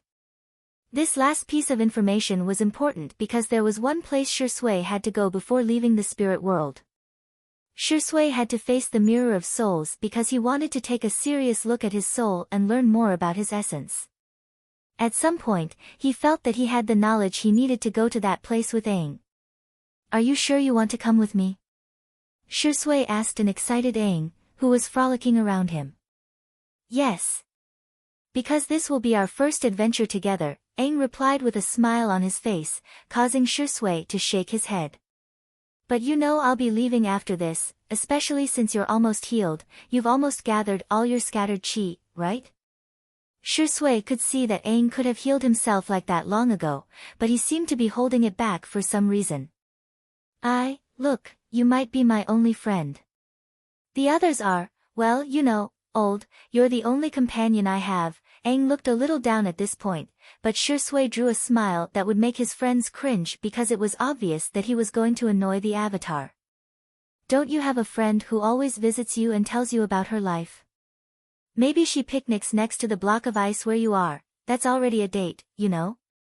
She's really pretty, wouldn't it be great if you both got married and you could bring back the airbenders?" Shisui's words made the relatively innocent Aang blush with embarrassment. "Hey, at least I'm not a guy who ignored a girl who was crazy about him." Aang hit low, making Shisui grimace. "Well, I'm not stuck on ice," Shisui replied. "And I don't have such ugly taste in clothes." "All your clothes are black." "You don't have good taste," Aang replied. "I'm not bald," Shisui used his secret soul, but Aang just grinned. "It's a style I chose because, oh surprise, I have the accomplishments that my people can only get from those decrepit old men." Aang touched his tattoos with a mocking look on his face. His spiritual body had no hair on his head because his body was trapped in ice and not conducive to regaining his scalp, but Aang thought about it, he would let his hair down just to annoy Shisui. "The avatars named me Sage." Not knowing what else to say, Shisui flaunted his title. "I am the avatar." Aang's argument was undoubtedly better, so Shisui remained silent. "And I am an enlightened one." Shisui's answer this time left Aang without a response, but then he nodded. "Yes, they say that fools become enlightened faster than others, only a fool who ignored the love of his life for as many years as you did was worthy of enlightenment." Aang's teasing was elaborate and made them both fall silent before bursting into laughter, even hanging on each other's shoulders as they did so. "I'm going to miss you after this," Shisui said somewhat reluctantly before looking off into the distance. There was a clear boundary between the zone created by the avatars and the rest of the spirit world, and if they crossed it, they would only have a few hours to find the mirror of souls and then return to the real world. "Not me, I'll be busy meeting a pretty girl, though I can't believe her brother became a pirate to get her scrolls from the waterbenders. Just because the ones at the North Pole refused to teach her more than just healing, I'll have to get even with those guys," Aang said viciously, causing Shisui to raise an eyebrow. "Sokka is a pirate, that's an interesting development," Shisui thought before responding verbally. "I wish you luck, and if you can get me water from the spirit pond at the North Pole, it will come in handy," Shisui asked, and Aang touched his chest before nodding. "You got it." Aang looked back to where all the avatars were silently watching them. Shisui did the same. "So, let's start our little adventure," Shisui said before he and Aang set off. "Do you think it's a good idea?"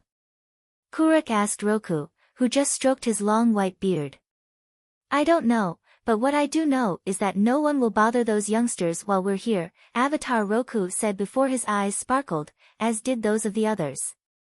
At that moment, the other inhabitants of the spirit world, especially those who were powerful, received a clear message: don't get smart and just watch Shisui and Aang's adventure. As Shisui passed through the barrier, he partially synchronized with his physical body, and many spiritually sensitive people looked up at the night sky and realized one thing, something that registered as the previous times this event had occurred in the past. An enlightened being had been born. 19. Mirror of Souls. So, do you think the brat is the enlightened one? Asked Azula to his son, who was rubbing his temples as he sat at his desk. We'll know in a few hours. I've already sent several messenger hawks to the front, but I wouldn't be surprised if it was him. It's one of the things I would do, don't you think? Replied Ozai with a sigh. He was quite comfortable in his bedroom before this strange feeling entered his mind. Every person with a certain spiritual sensitivity felt the same, that strange intuition that someone had been born who had reached enlightenment. It was as if the universe itself had recognized his achievement and shared it with the rest of the world. Soon, the door to the study opened and Iroh entered, holding a large metal cup and sipping its contents through a straw. When he saw his father and brother paying attention to him, he excitedly pointed to his drink. Would you like some? It has some interesting bubbles that make it taste better, Iroh offered, though usually, the answer was a negative. This time he was met with a strange scenario. Please, I want some. This situation is so sudden, I need something to distract me, Ozai replied while Azula stood up and grabbed the glass his son was carrying with unusual speed for his age. Thank you for the offer, Iroh. Azula smiled before he tasted the drink and enjoyed how delicious it was. I guess, so did Shisui reach enlightenment? Asked Iroh as he sat down, regretting a bit that he couldn't enjoy his new drink. We think so, we'll have confirmation soon. I'll probably use Musu to answer in the shortest possible time, Ozai replied with a bit of disbelief. He still wasn't used to the idea that a spiritual orange cat became his daughter's pet, but knowing that she lived with Shisui and that strange things always happened to that child, it was as if it was the most normal thing in the world. That thieving cat, he ate my fish yesterday, shouted Azula when he heard Musu's name, causing Iroh to burst into laughter and Ozai to simply smile. Anyway, we have to. The three of them discussed that night, and they weren't the only ones who had conversations about it. For example, a certain Fire Nation Vice Admiral with certain destructive tendencies felt uncomfortable at the prospect of someone achieving such an accomplishment, one that might overshadow those he might achieve in the future. An immortal of the Earth Kingdom felt that someone had touched the feat he had achieved millennia ago, but not that he cared too much. Right now he was enjoying the highest literature this world could offer, a fanfic of Avatar Kyoshi and you. If she finds out you wrote this, will she kick them with her giant feet? Ha! The immortal laughed as he continued to enjoy his book. A man who longed to find a legendary library felt the same as many others, and then he went crazy to record the event so that no one would forget it. Only something soured his mood. It would be great if this scripture was stored in that place he longed for so much. A white-haired young woman looked up at the night sky, feeling her connection to the moon and knowing a little more than the others about who it was that had achieved enlightenment. Her body swayed gently in the night as she stood on the deck of a large wooden ship. Why don't you go to sleep? A female voice approached the white-haired woman, snapping her out of her reverie, and you simply shook her head before answering. A waterbender has reached enlightenment, or so the spirits tell me, you replied to the woman's doubts, causing her to visibly pause before continuing. That's a good thing, isn't it? Although no one of note from the tribe comes to mind, her words made you burst out laughing, making her companion feel strange. It has nothing to do with the tribe, at least not completely. What I do feel is that this waterbender is related to me, as if he were a close relative. I doubt he's my father, and the only family I have left would be this sister I've never met. You was silent at this point, and as if the moon was whispering something to her, a smile appeared on her beautiful face. No, there is someone who fits the bill quite well, a certain waterbending sage who lives in the Fire Nation. Yu's words made the woman beside her grab Yu's shoulder this time, showing strong emotions. This woman was a beautiful middle-aged beauty, with brown skin full of scars, but strangely enough, they gave her a remarkable rather than fierce appearance. Her hair was braided, making it appear much shorter than it was, and her blue eyes seemed to glow brightly in the moonlight. You say she could be Sage Shirsui's mother? You know how much she hated the Fire Nation. And even though she hasn't been heard from for so long, maybe. The seemingly powerful woman's voice cracked a little, but you just patted her on the shoulder, calming her down. My sister's spirit has long since returned to the embrace of the moon and ocean spirits and is at peace despite everything. She enjoys watching her son's exploits, and something tells me, they might see each other. So relax, Magali, when we've finished mapping these new lands, we'll return to the world we know and we can arrange some sort of encounter with them. Use words made Magali calm down and return to her usual state. The always serious and powerful adventurer of the Northern Water Tribe, Magellan, though those who knew her called her Magali. The woman pulled a small object out of her pocket, an astrolabe that allowed her to find her way by the stars, and felt a pang of nostalgia as she remembered who had given it to her years ago. Well, when we get back, I want to meet Chang'e's son. Let's get this over with first, Magali said after a few moments of silence, a wild smile appearing on her face. She would worry about the past later, the new world she had discovered would not be mapped. Although some of the work had already been done, for they had never expected to find an abandoned air temple with several pieces of maps and exploration journals. The airbenders had been interested in this distant place for centuries. A young girl from the Southern Water Tribe was also looking at the moon, and as far as she knew, a very special event had occurred, an enlightened one had been born. She wanted to share this news with the boy trapped in the ice. Although she did not know his name, she had become accustomed to visiting him all the time, but she had a strange feeling that from the next day, her connection with this young man would grow even stronger. Of course, she knew who he might be, and that's why she hadn't told anyone, not even her older brother, who ventured out on the seas with their father in somewhat questionable activities. She'd had a similar feeling many years ago when she discovered that special iceberg. Maybe more had happened that she didn't know about. If only the boy on the ice could talk to her and not just listen. Brother, this place is like a bad cactus juice trip. Why can this plant sing? Wondered Shisui, pointing to a large rose bush that swayed in the wind as it emitted a faint melody. And why is it singing Ling Minmai's latest folk song? Even though it has a good voice, Shisui shook his body to the music, but Aang just shook his shoulders next to him. I don't know, I don't understand your music, the avatar replied with a mocking tone in his voice, causing Shisui to raise an eyebrow. Technically, you're not an elder, Shisui pointed out, but Aang shook his head as he raised his index finger and made a smug face.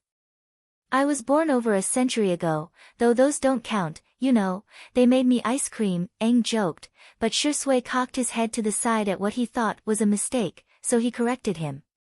You mean a popsicle, didn't they have that in your time? I think so, Shisui said as he waved goodbye to the giant singing rose, which waved a petal in his direction as if waving to its audience. Yes, but I prefer to be an ice cream, according to your words, its taste is much better now than before, and more varied. I want to try a peach one, they should be the best flavor, right? Aang's words made Shisui shake his head in disappointment. The best ice cream is strawberry peach, the best fruit there is. Shisui's argument started a heated conversation between the two young men, while a ghost watched them from a distance. Is that the avatar and the enlightened one? Why are they arguing about ice cream flavors? The anthropomorphic rabbit-shaped spirit spoke softly, knowing that other spirits could hear him. I don't know, but they're no big deal, are they? They look like human puppies, replied an armadillo-shaped spirit, but sensing a series of heavy stares in his direction, he curled up into a ball. We told you not to rely on your shell to taunt others, the avatars have been very overprotective lately. Remember when Kuruk suffered mental wounds and no avatar supported him? But look now, they look like dragonesses protecting their offspring, said a tanuki-shaped spirit, causing the other hidden spirits to nod. Hey, isn't that Musu? Ha, what a stupid name humans gave him, said a red panda-shaped spirit, causing all the other spirits to laugh along with him.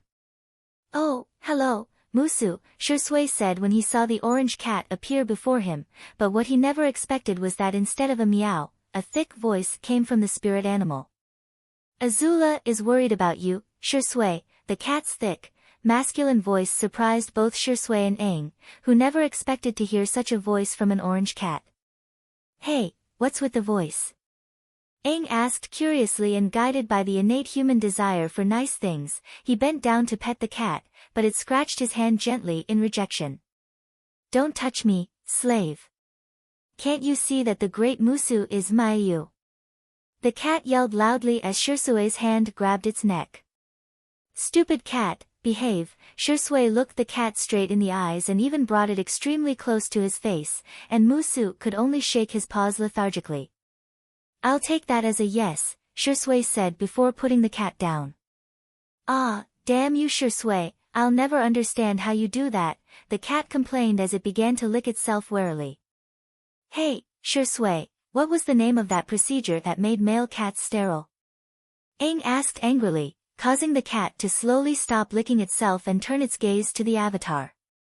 Oh, neutering. It makes animals, especially male cats, quiet, Shisui replied carelessly, but his gaze focused on the cat's underside, causing Musu's fur to stand up. No. I just came to check on you, Azula is worried about you. Some people know there is a new enlightened one, and when she saw you meditating without responding, she thought it might be you. The cat quickly explained the full content of why it had found Shisui. Tell Azula I'm fine, I'll be back in a few hours. I'm going on a trip with my friend the Avatar, Shisui pointed at Aang, who had a mischievous grin on his face. Azula? The princess of the Fire Nation. Shisui, you make fun of me, but you already have a girlfriend, exclaimed Aang as if he had just found out, but he was just teasing his companion. Yeah, because I'm not trapped in ice and I'm not bald, Shisui smiled before saying the words that made Aang feel uncomfortable. You'll see, when I get out of the ice, I'll fly around the world with Katara, maybe I'll take her to visit where I grew up, Aang answered seriously, making Shisui stop smiling for a moment before he spoke. Fine, but you have to think about it, Aang. A relationship is a serious thing. Shisui and Aang continued to talk and walk through the spirit world, ignoring the orange cat who had been left alone. Damn Shisui, damn Avatar, they're bad boys, nothing like my soft Azula, Musu muttered before noticing the many eyes of different spirits watching him in the hiding place. Embarrassed, the cat traversed the spirit world until he came directly to Azula, the spiritual connection he had with the young girl allowing him to perform such a strange feat that was the envy of other spirits who wanted to interact with the real world. Musu landed at the tent where Shisui was meditating, where his friends had gathered and stood guard, then Musu began to touch the ground in a strange pattern that Petra quickly interpreted. He says that Shisui is fine and that he is in no danger, but that he has somehow met the Avatar, with whom he seems to be on a journey. That he is in no danger and will probably return in a few hours. Also, Shisui is the enlightened one, he felt this special aura when he saw his spirit body. Petra read the strange language Musu wrote, although it was code Azulan. Shisui popularized it among his acquaintances so that they could send messages to each other using Musu, who could travel through the spirit world and somehow shorten long distances. Ah, then we can rest easy, Zuko said in relief, but his hand never left the hilt of his sword and his eyes never left the entrance to the tent. If anyone dared to enter without permission, the first thing he would see would not be Shisui, but his sword at the back of his neck. Zuko had decided that nothing would hurt his friend as long as he was in such a state. Wow, Shisui is racking up titles like crazy, exclaimed Ty Lee, who had her ink brush snatched away by Azula just as she was about to draw funny whiskers on Shisui's face. Of course, Shusher is that cool, Azula replied, putting away the brush she had taken from Ty Lee before carrying Musu in her arms. A lot of people will be interested in him, Mai pointed out, causing the others to nod. More than usual, no doubt, Petra chewed on a piece of green glass, the sugar serving to keep her awake. The group protected Shisui's body as he and Aang saw strange sights during their journey. Oceans in the sky, clouds rising from cracks in the ground to water the plants, strange animals curious about the two strangers. Some friendly spirits stopped to talk to them, like a cute red panda and a curious tanuki, who strangely gave Shisui a brown leaf before flying away with his tail. In the distance, they saw Roku's dragon flying with other dragons in a strange dance. They saw a spirit in the shape of a sword that told them some strange jokes, and they found a stone with eyes that told them about something called alternate universes, something Aang didn't understand but Shisui did. In the end, they separated from the stone because the stone did not accept that there was a universe where it was a drop of water. Yes, it liked the multiverse, but one where it was a drop of water. Pure garbage. In the distance, Aang saw what appeared to be flying bison, or at least the ghost version of them. They also saw moles coming out of their tunnels, and in a pond, several pairs of koi fish dancing in an eternal dance. Although Aang wanted to get closer to the bison, what they had learned with the avatars explained the nature of these beings. They were the purest versions of the animals they represented, while the koi were a reflection of La and Tue in all the waters of the spirit world. They were not the real thing. While there was still an hour before Shisui left the spirit world, he and Aang found a cave, and upon entering, they noticed how strange it was. Many crystals seemed to reflect their figures, distorting them into different shapes, many of them funny. They both knew where they were, so Aang stood and looked at himself in the various reflections, giving him the privacy Shisui needed. The sage went deeper into the cave, where the reflections became smaller and smaller until there was only one. A huge silver crystal completely reflected Shisui's life-size body. No matter how far away he was from this object, it always made a replica of the young man. Well, is this the mirror of souls? I only see myself, Shisui said to Nowhere, but he never expected anyone to answer him. Yes, first you see yourself, you have to touch your reflection. A female voice was heard behind Shisui, and when he turned around, his golden eyes narrowed at what he saw. Shisui saw a woman with tan skin and brown hair whose body seemed to ripple as if she were underwater. Her blue eyes looked directly into Shisui's golden eyes and he could feel something deep inside him. This woman was his mother. He didn't know what to do or how to react, and the woman, seeing him still, floated over to him before she hugged him tightly, cradling her son as she had wished for all these years. I'm glad to see that you've grown a lot, Shisui. Though I had chosen a better name for you, things couldn't go the way I wanted, the woman whispered, and Shisui responded by hugging her tightly. I miss you, Shisui said, and his mother just stroked her son's black hair, soothing him with her touch. You can always look for me in the spirit world, we can catch up another day. Now look at yourself in the mirror like you've always wanted to. Shisui's mother turned away from her son with reluctant humor, arranging the locks of his disheveled hair in the collar of his clothes, worrying about his appearance. It was these small actions that made Shisui shed a small tear as he smiled, and then the woman pointed to the mirror and invited him to look at it. Shisui turned and saw his reflection again. Shisui walked towards the mirror, and when he was just inches away from it, he raised his hand and touched his reflection. His fingers felt as if he was touching another person. His golden eyes sparkled and Shisui saw something through his reflection. The eyes are the window to the soul. Through the reflection of his eyes, Shisui caught a direct glimpse of his soul, something that was very different from when he could vaguely perceive it during his enlightenment. His soul didn't have a fixed shape, it wasn't a little he or something, but he could notice some interesting things about it. For example, there was a small rhomboid crystal floating around it, and what looked like water droplets covered his soul. He instinctively knew that these were the two things, his gift, the ability he brought from his previous life that allowed him to see people's auras. The drops of water represented his waterbending.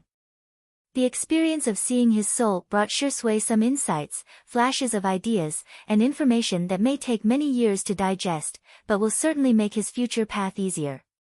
When he stopped touching the mirror, Shisui turned to his mother, who gave him a small wave goodbye before disappearing.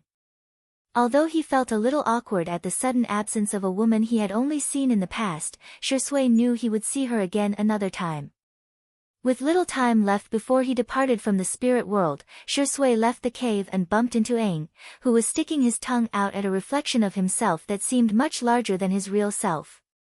Aang, I have to go, Shisui said, causing Aang to stop teasing himself and look at his friend. I know, I'll see you later. Aang held out his hand to Shisui, but Shisui just hugged Aang and patted him on the back. See you in 2 years. Shisui slowly disappeared from the spirit world, leaving Aang all alone.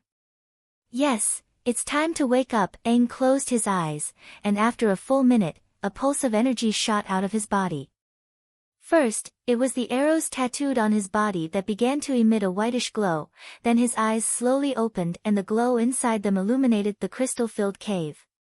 His distorted reflections changed to his normal reflection, and in this state, Aang brought his hands closer together as if holding a ball. Then his hands slowly parted.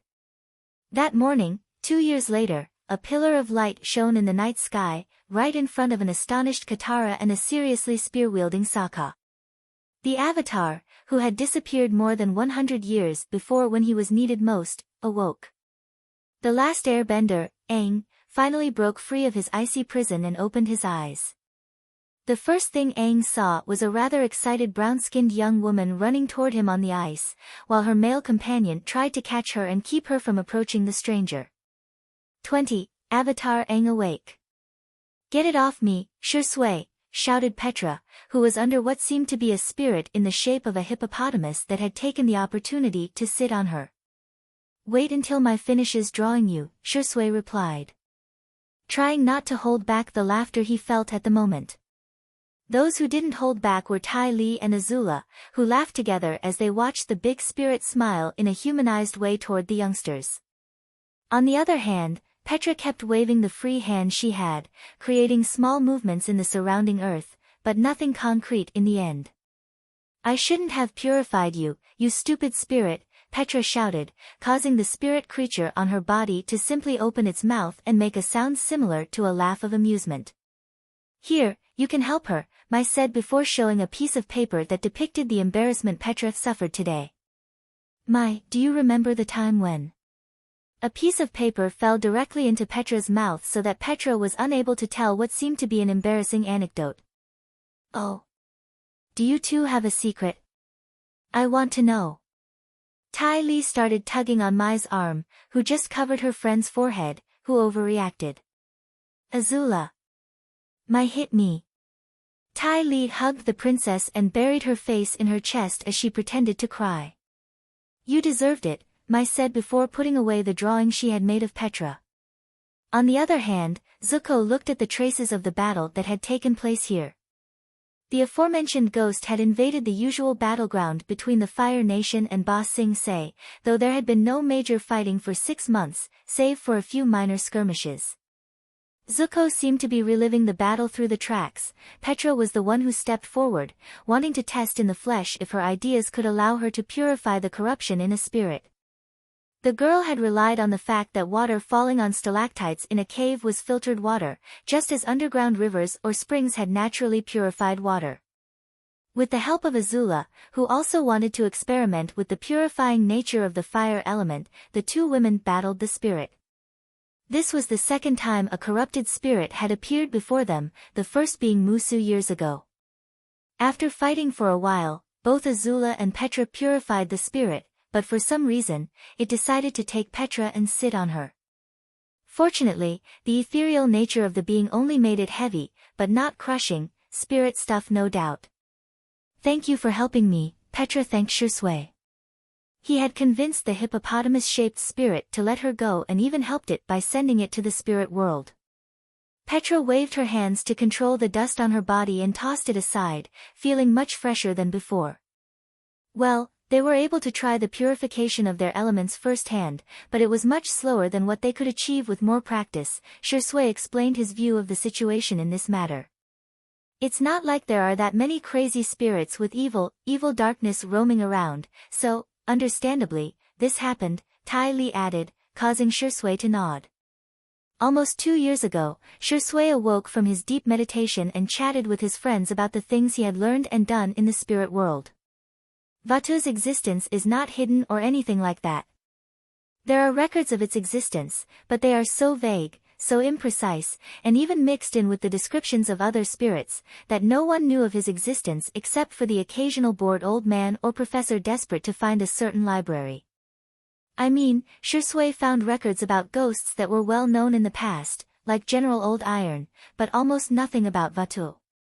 Although he knew about this being from his previous life, Shisui did not rely so much on his memories of this world, which were certainly of no use except for certain hidden information.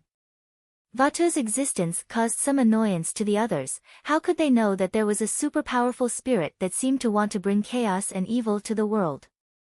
Fortunately, he was locked away. Although the avatars did not tell him who Rava was, they did tell him that they were opposed to Vatul and that its influence, though limited, would grow over time until the time of the harmonic convergence. Knowing that Shisui would be able to live without problems until then, they told him about Vatul, but for Shisui, that being was not the biggest concern in this world, it was something else, something he had suspected since he had a strange dream 2 years ago. At least we were able to prove that water control is not the only element that can purify and that at least both fire and earth can do it, Azula said, hugging Shisui's arm to her chest without any subtlety on her part. Yes. Imagine if Vatul wanted to wreak havoc and saw whole armies of elemental benders surrounding him, said Petra, who had even created earth replicas of that very thing. Hundreds of miniatures performed the characteristic movements of the 3 elements in force today, surrounding Vatul's miniature. However, there was one that did the basic movements of all 4 elements and even had lines of blue earth all over its body, like a small airbender. Good representation, I'm sure. Aang. When Shisui started to speak, he suddenly fell silent. Petra stopped controlling the figures, Zuko held the hilt of his sword, and Azula narrowed her eyes as they all looked off into the distance, directly south. A spiritual pulse ran through everyone, indicating only one thing: the Avatar had awakened. Why now? Couldn't he wait a few more days? He wanted to go on vacation to Ember Island. Complained Ty Lee in great pain, but both she and Mai were strained by the sudden surge of spirituality. The world will boil again, Zuko muttered as he removed his hand from his weapon and placed it on Mai's waist, pulling her close to him for comfort. He likes to show off, Shisui complained, he wanted this vacation too. Shisui, do you want to go to him? For sure, my father will send us to look for him, he will probably want to keep the upper hand in the future peace, Zuko said, causing everyone present to fall silent.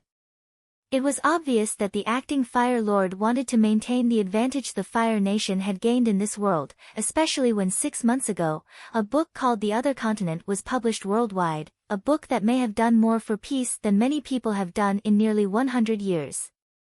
Based on real information, tangible evidence, and even records of the situation at certain times in the past, the world once again became aware of the existence of a new and vast place on the other half of the planet. This was especially true when it was Princess Yu of the Northern Water Tribes herself who revealed the news to the world, even providing an extensive record of her travels and the data she found. New plants and animals, a pristine world, little used except for the constructions of the airbenders who first arrived hundreds or even thousands of years ago. No civilization was found, but there was no doubt that if there had been one, things would have been hectic. That's why the conflicts between the Fire Nation took a back seat. Besides, everyone knew that the war between the two sides was just to keep things moving. But with a potential member joining the game, who would want to waste time, people, and resources on something we knew wasn't going to escalate? Shisui already knew that this planet was a little different from Earth. For example, the gravity was 5% higher than Earth's average, indicating that this world was much larger in some ways. So it was obvious that the Fire Nation's expansionism, which had calmed down a lot, was coming back with a vengeance, and there was even talk of peace talks among the people, although the military, the nobles, and the royal family were silent. On the other side of the world, the newly awakened Avatar Aang dodged the spearhead of Sokka, who had attacked preemptively over what seemed to be a misunderstanding. In the excitement of seeing Aang finally free from the ice, Katara ran toward him but was distracted and fell ugly to the icy ground. Aang ran over and grabbed her hand to help her up. "Get away from my sister, you pervert!" yelled Sokka before swinging his spear at Aang, who felt the altered airflow and dodged the attack. "Sokka, calm down.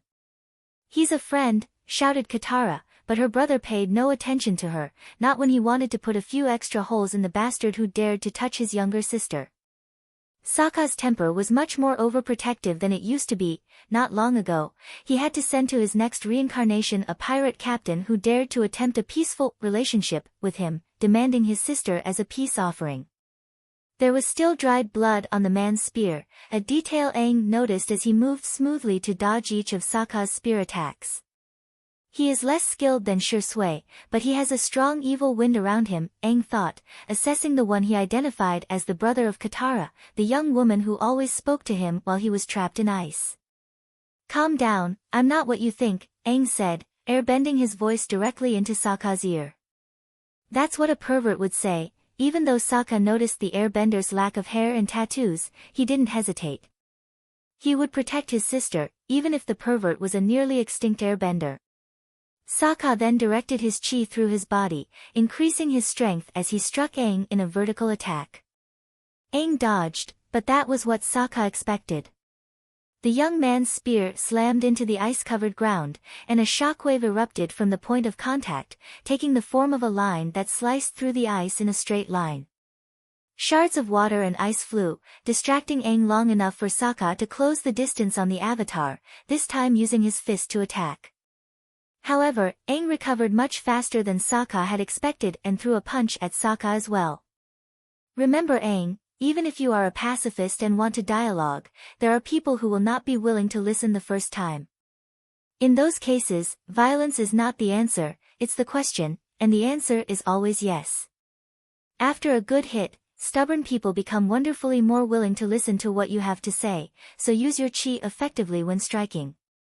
Shisui's words guided the inexperienced avatar to strike effectively. Moths of white chi erupted from Aang's body, covering his fist, and as it collided with Sokka's attack, the pirate's blue eyes glared at the airbender, who simply smiled. Sokka was sent flying several feet into the air, but he spun around before landing on a floating chunk of ice. He looked at Aang with some fear, but his spear was no longer threatening. The ice underneath Sokka then moved towards them at Katara's urging, seeing that the situation seemed to have been resolved strangely, but at least they were no longer fighting. "Dude, aren't the chi dots a symbol of Sage Shisui? Who are you? Why is a firebender with air nomad tattoos here?" asked Sokka cautiously, only to hear his sister's exasperated sigh. "Sokka, you fool. He's been trapped in ice for. I don't know, I found him years ago. But whatever, he can't be from the Fire Nation, a firebender would have frozen to death by now," said Katara, causing Sokka to notice the red and orange clothing that barely fit Aang. "You." Sokka felt his head hurt, even more than when his father gave him a basic chi manual he had stolen from a Fire Nation shipment years ago. The Fire Nation's basic knowledge of chi had spread many years ago. It wasn't much, but it was far better than the muddled versions that every major city and nation had. Because of this, the style of every bender and non-bender seeking power in this world had changed drastically. In addition to the cultural and technological boom, there was also a boom in chi-based martial arts. Sokka used this to narrow the gap between himself and the more experienced pirates and benders he might encounter on his raids. Though he was more of a protector of the ocean near the South Pole than a pirate, since the real pirate was undoubtedly his father. With effort, he understood the teachings of the Chi manual and his strength grew, but now he felt the headaches were worse than before. A person trapped in ice for years. Without food, water, or proper clothing. Not to mention the style of said clothing, the lack of hair, and those tattoos that ended in arrows. "Don't tell me you're the damn avatar," Sokka said rudely, but Katara slapped him on the back of the head. "Mom doesn't like it when you say bad words," Katara scolded, and this situation made Aang laugh out loud, who nodded.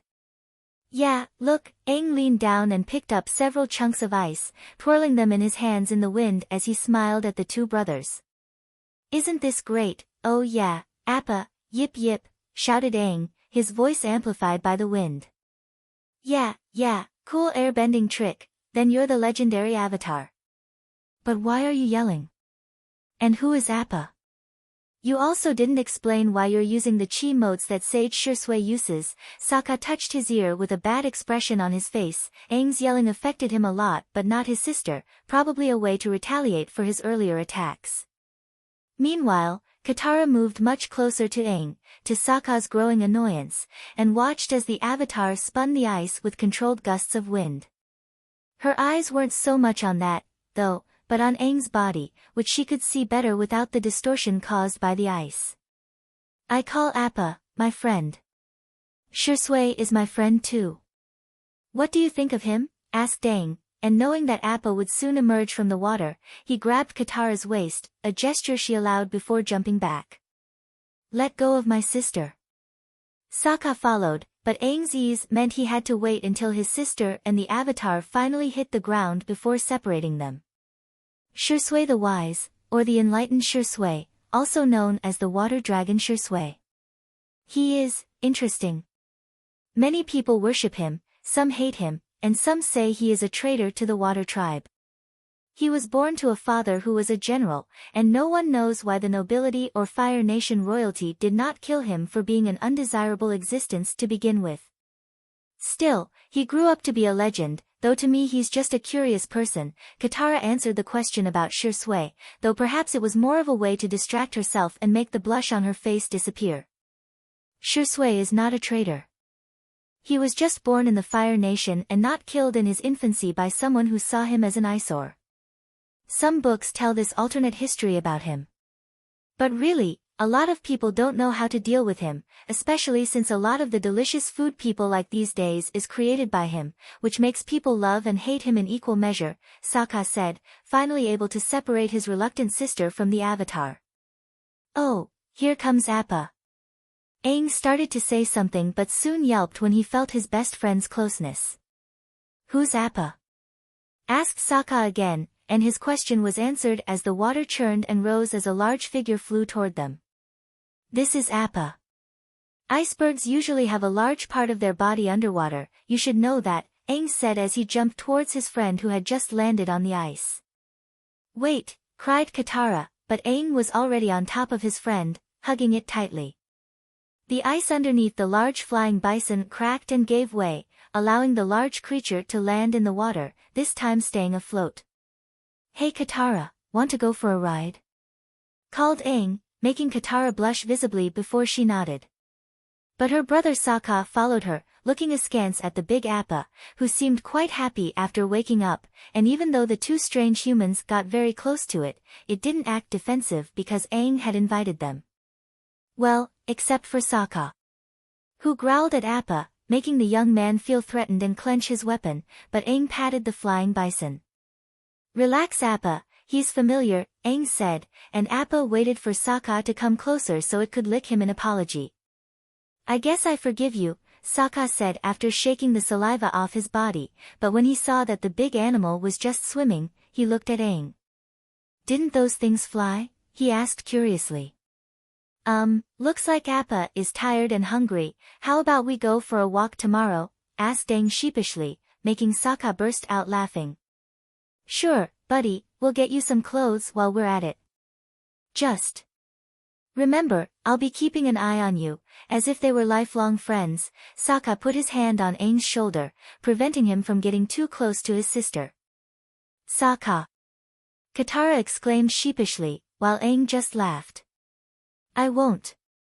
Aang flashed both thumbs at Sokka, leaving the young man unsure of how to react. Yeah. This world is about to boil over again, Sokka muttered as he looked at his sister, filled with determination. If Katara was interested in Aang, it could lead to her being in danger, so he would have to become stronger than ever to protect her, his mother, and his tribe. Maybe it's time to finish that technique, the young man thought, his blue eyes shining brightly. 21. Canon. This is a real world. There was something strange in the atmosphere. Shisui could not identify what it was, but everything felt so uncomfortable. The events in front of him seemed to be seen through a strange filter. Everything was distorted, without sound, as if he was watching all these scenes while submerged in water. It was eerie to see the people he had known and grown up with acting strangely, like puppets manipulated by a great puppeteer on a stage.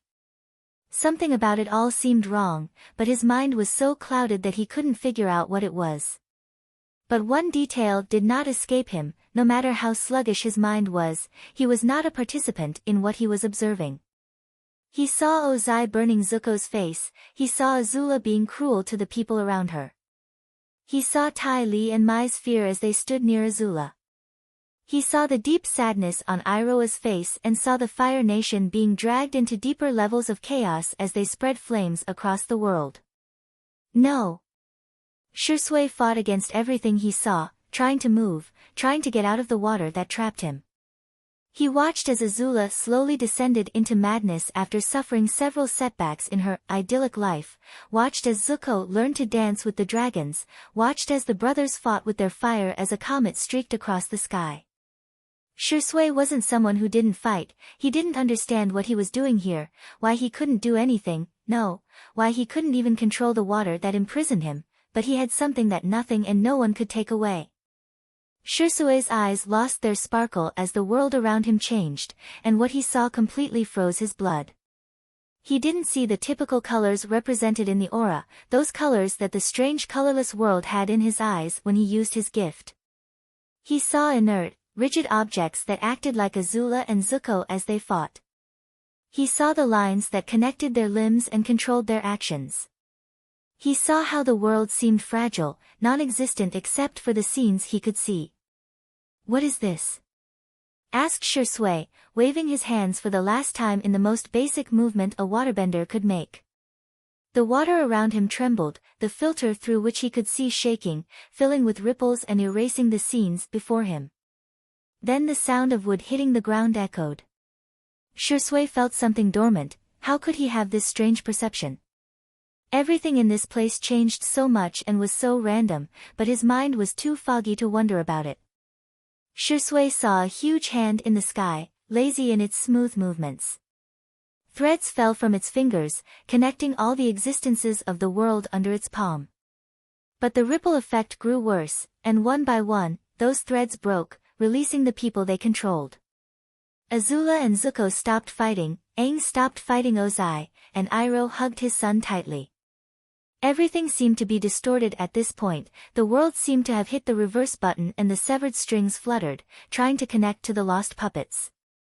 How could he let this happen? Shisui waved his hands in the subtle movements that caused the water to purify, and slowly, a mist emerged from the entire stage he was on. There were a multitude of blurry figures he could not understand, talking, opining, and writing, but Shisui was trying to purify the place he was in.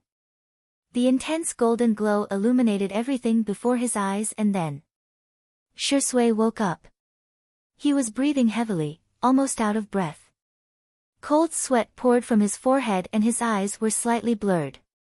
His hands were shaking, and his thoughts were extremely chaotic, but comforting palms came from behind his back and rested on his bare chest. "Are you all right?" Azula's sleepy voice and the cool touch of her hands brought Shisui back. "No."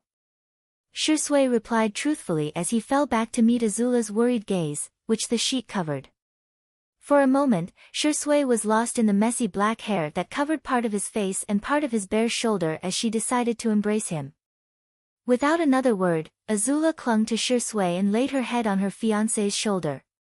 She used her long fingernails to run down Shisui's torso, concentrating on his abdominal muscles.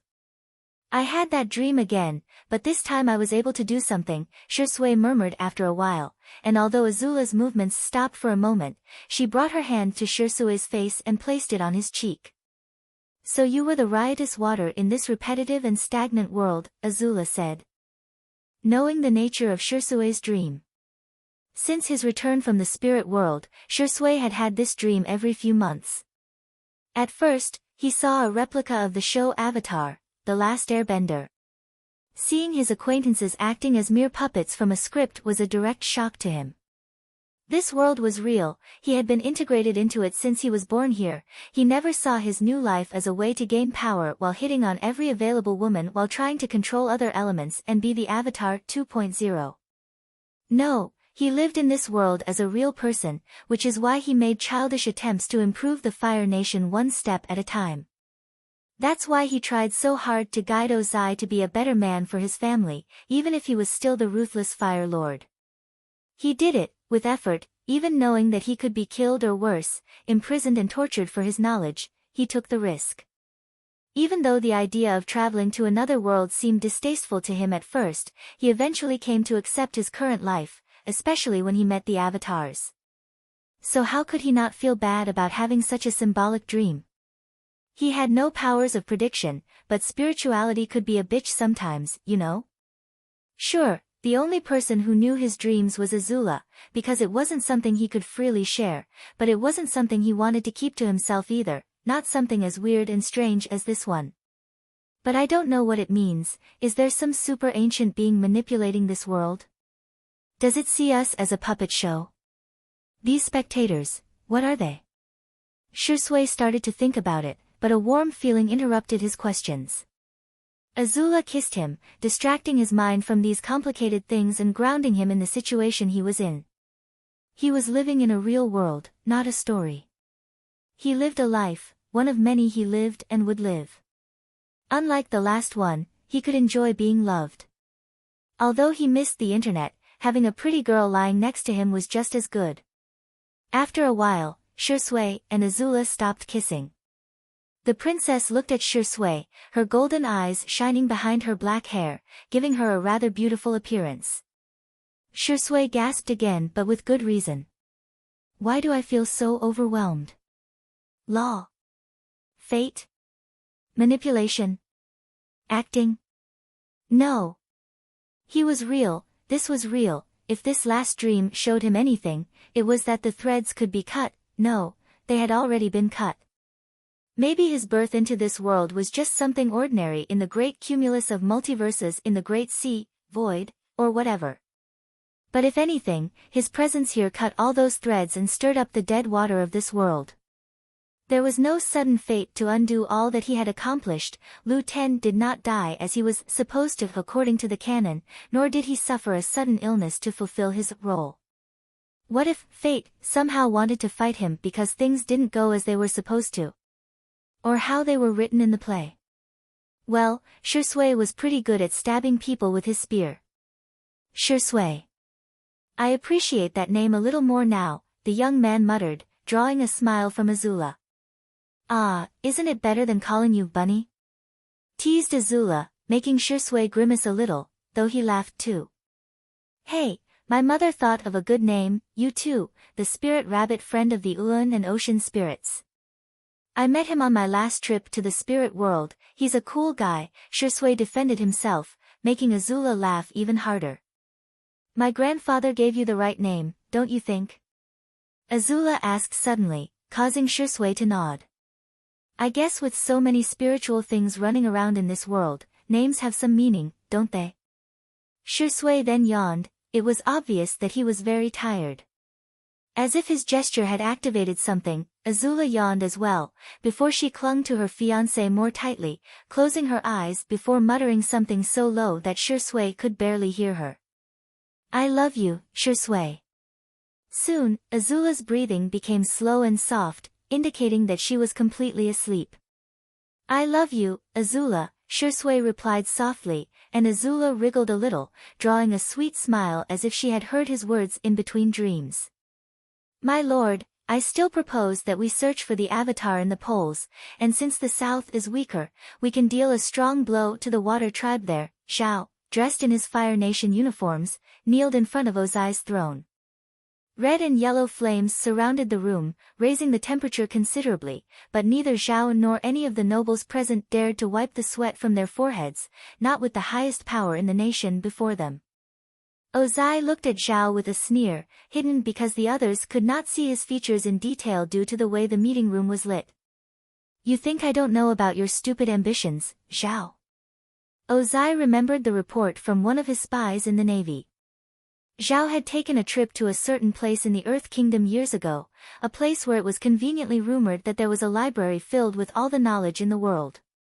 Now, with his intentions to attack the poles, especially the south, where the origin of the spiritual pulse that heralded the Avatar's arrival was felt, Ozai could only think of two things. Zhao wanted success, which is not a bad thing. Or Zhao's ambition had run so wild that he had gone insane, which was usually what happened to those who were obsessed with achievement. Zhao didn't like him, maybe before, when extremism was one of the ways he had to solve everything. But now, with such a big world to see, a better way to bring the Fire Nation's cultural and technological advances to the world, and even the chance that at least the Avatar wouldn't try to wipe out his nation in revenge.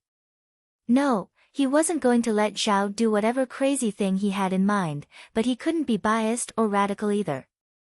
His father and brother had given him good advice that he had put into practice, and so he sometimes regretted those dark thoughts of wanting to kill his old man or his nephew to discourage Iroh. Why, he didn't know exactly, but since he had gotten to know Shisui better and the things the boy had done to put those thoughts aside, his mind had expanded to what his father had called a ruler with vision. He was now leading his nation into a second golden age. He had a beautiful wife, 3 sons who each excelled in their way, a brother to chat with, a father to ask for advice, and even a future pair of skilled sons-in-law. Ozai glared at Zhao, his presence as a Fire Lord coupled with his martial strength completely overwhelming Zhao, who trembled under the burning gaze of his ruler. Vice Admiral Zhao, I have heard your proposals several times through various channels. Now you come directly to me and make the same request. I must admit I appreciate your stubbornness, Ozai praised Zhao, causing the man to smile while keeping his head down. Search for the Avatar. I've had a task force doing that for some time now, and while the aforementioned man or woman hasn't been found, a lot of interesting information has been gathered in this world. Do you understand the importance of the Avatar as well as I do? I think you do, so, will you look it up? Fine, you will. But, and I want you to hear me. Vice Admiral Zhao, as Ozai said these words, the flames in the meeting room rose sharply. The heat became almost unbearable, but no one moved, not even to drink from the nearby water, all attentive to Fire Lord Ozai's next words. You will seek the Avatar, but you will be followed by Shisui, who will supervise you. I assume you can appreciate the importance I attach to your proposal. After all, you went to great lengths to get me to accept it. Ozai's words hit Zhao hard. His joy rose quickly when he heard that he would be able to search for the Avatar, but plummeted to hell when he heard that he would have to travel with Shisui. Why did that guy have to go with him? Shisui had so many successes. So many that he did not even want to compete with him. Not only that, he basically cut off a lot of careerists who wanted to get close to Azula when she turned 18. No one in their right mind dared propose to Azula when she was so young and engaged to Shisui. That your youngest son would be betrothed to Princess Kiyi? Did you want your line to be cut off? Everyone knows that the royal family holds the little princess on an almost divine pedestal, not only receiving the attention of her 2 outstanding brothers, who even take time out of their military duties to visit her on her birthday. Azula loved his granddaughter dearly, and the old man was strong enough both politically and personally that any fool would want to marry his son to the princess. And those evil bastards who wanted to revive the old ways of thousands of years ago, of getting engaged to a young girl even as an adult? Check the records of extinct families, you'll find theirs there for sure. Zhao wanted fame, status, and power. Shisui had all 3, especially since he was the last enlightened one to be enrolled. How could he fight against an enlightened one? Unless... A dark thought grew in Zhao's mind, but he didn't let it seep out, he simply accepted the Fire Lord's order. Yes, Your Majesty.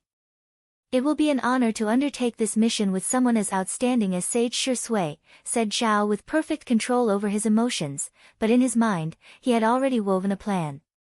Agni Kai can only be fought with fire, how could a waterbender burn a firebender? In his plans, Zhao had the perfect person to fight such a duel with Shisui. Sure, Zhao knew that steam could burn, but it was essentially waterbending, and only firebending was allowed. Would Shisui refuse? Then he would be a coward. Would he accept? Then he would lose. The perfect plan. Zhao chuckled to himself as he walked out of the castle, not noticing a small, chubby orange cat watching his actions with a critical eye. Soon, Musu was back on Azula's lap, telling her in code about the things that had happened in the capital and about Zhao. Azula narrowed her eyes at the sound of that name. Vice Admiral Zhao had sent his so-called nephew to the training camp, and he had gotten too close to her, even trying to show off in her presence. An obvious attempt at intimacy, but no less unpleasant for it. The boy was almost stalking her, because she put him in his place at the young man's first attempt to touch her, to lead her in training as if she had never done that because of her princess status. She still remembered the satisfying sound of his nose crunching as she gave him a chi-powered blow. From that day on, the boy turned away when he saw her and would not speak in her presence. She was punished for this, but she never regretted or apologized for her actions. When she told this to Shisui, Azula swore that it was the first time she had ever seen Shisui show jealousy, and his exact words at that moment were, "When I see that guy, I'm going to break his nose." Remembering that moment, Princess Azula smiled as she stroked Musu's hair, which began to purr. That man is a careerist, I'm sure he'll think of something ridiculous to annoy Shisui. Musu, can you atone him for me for a while?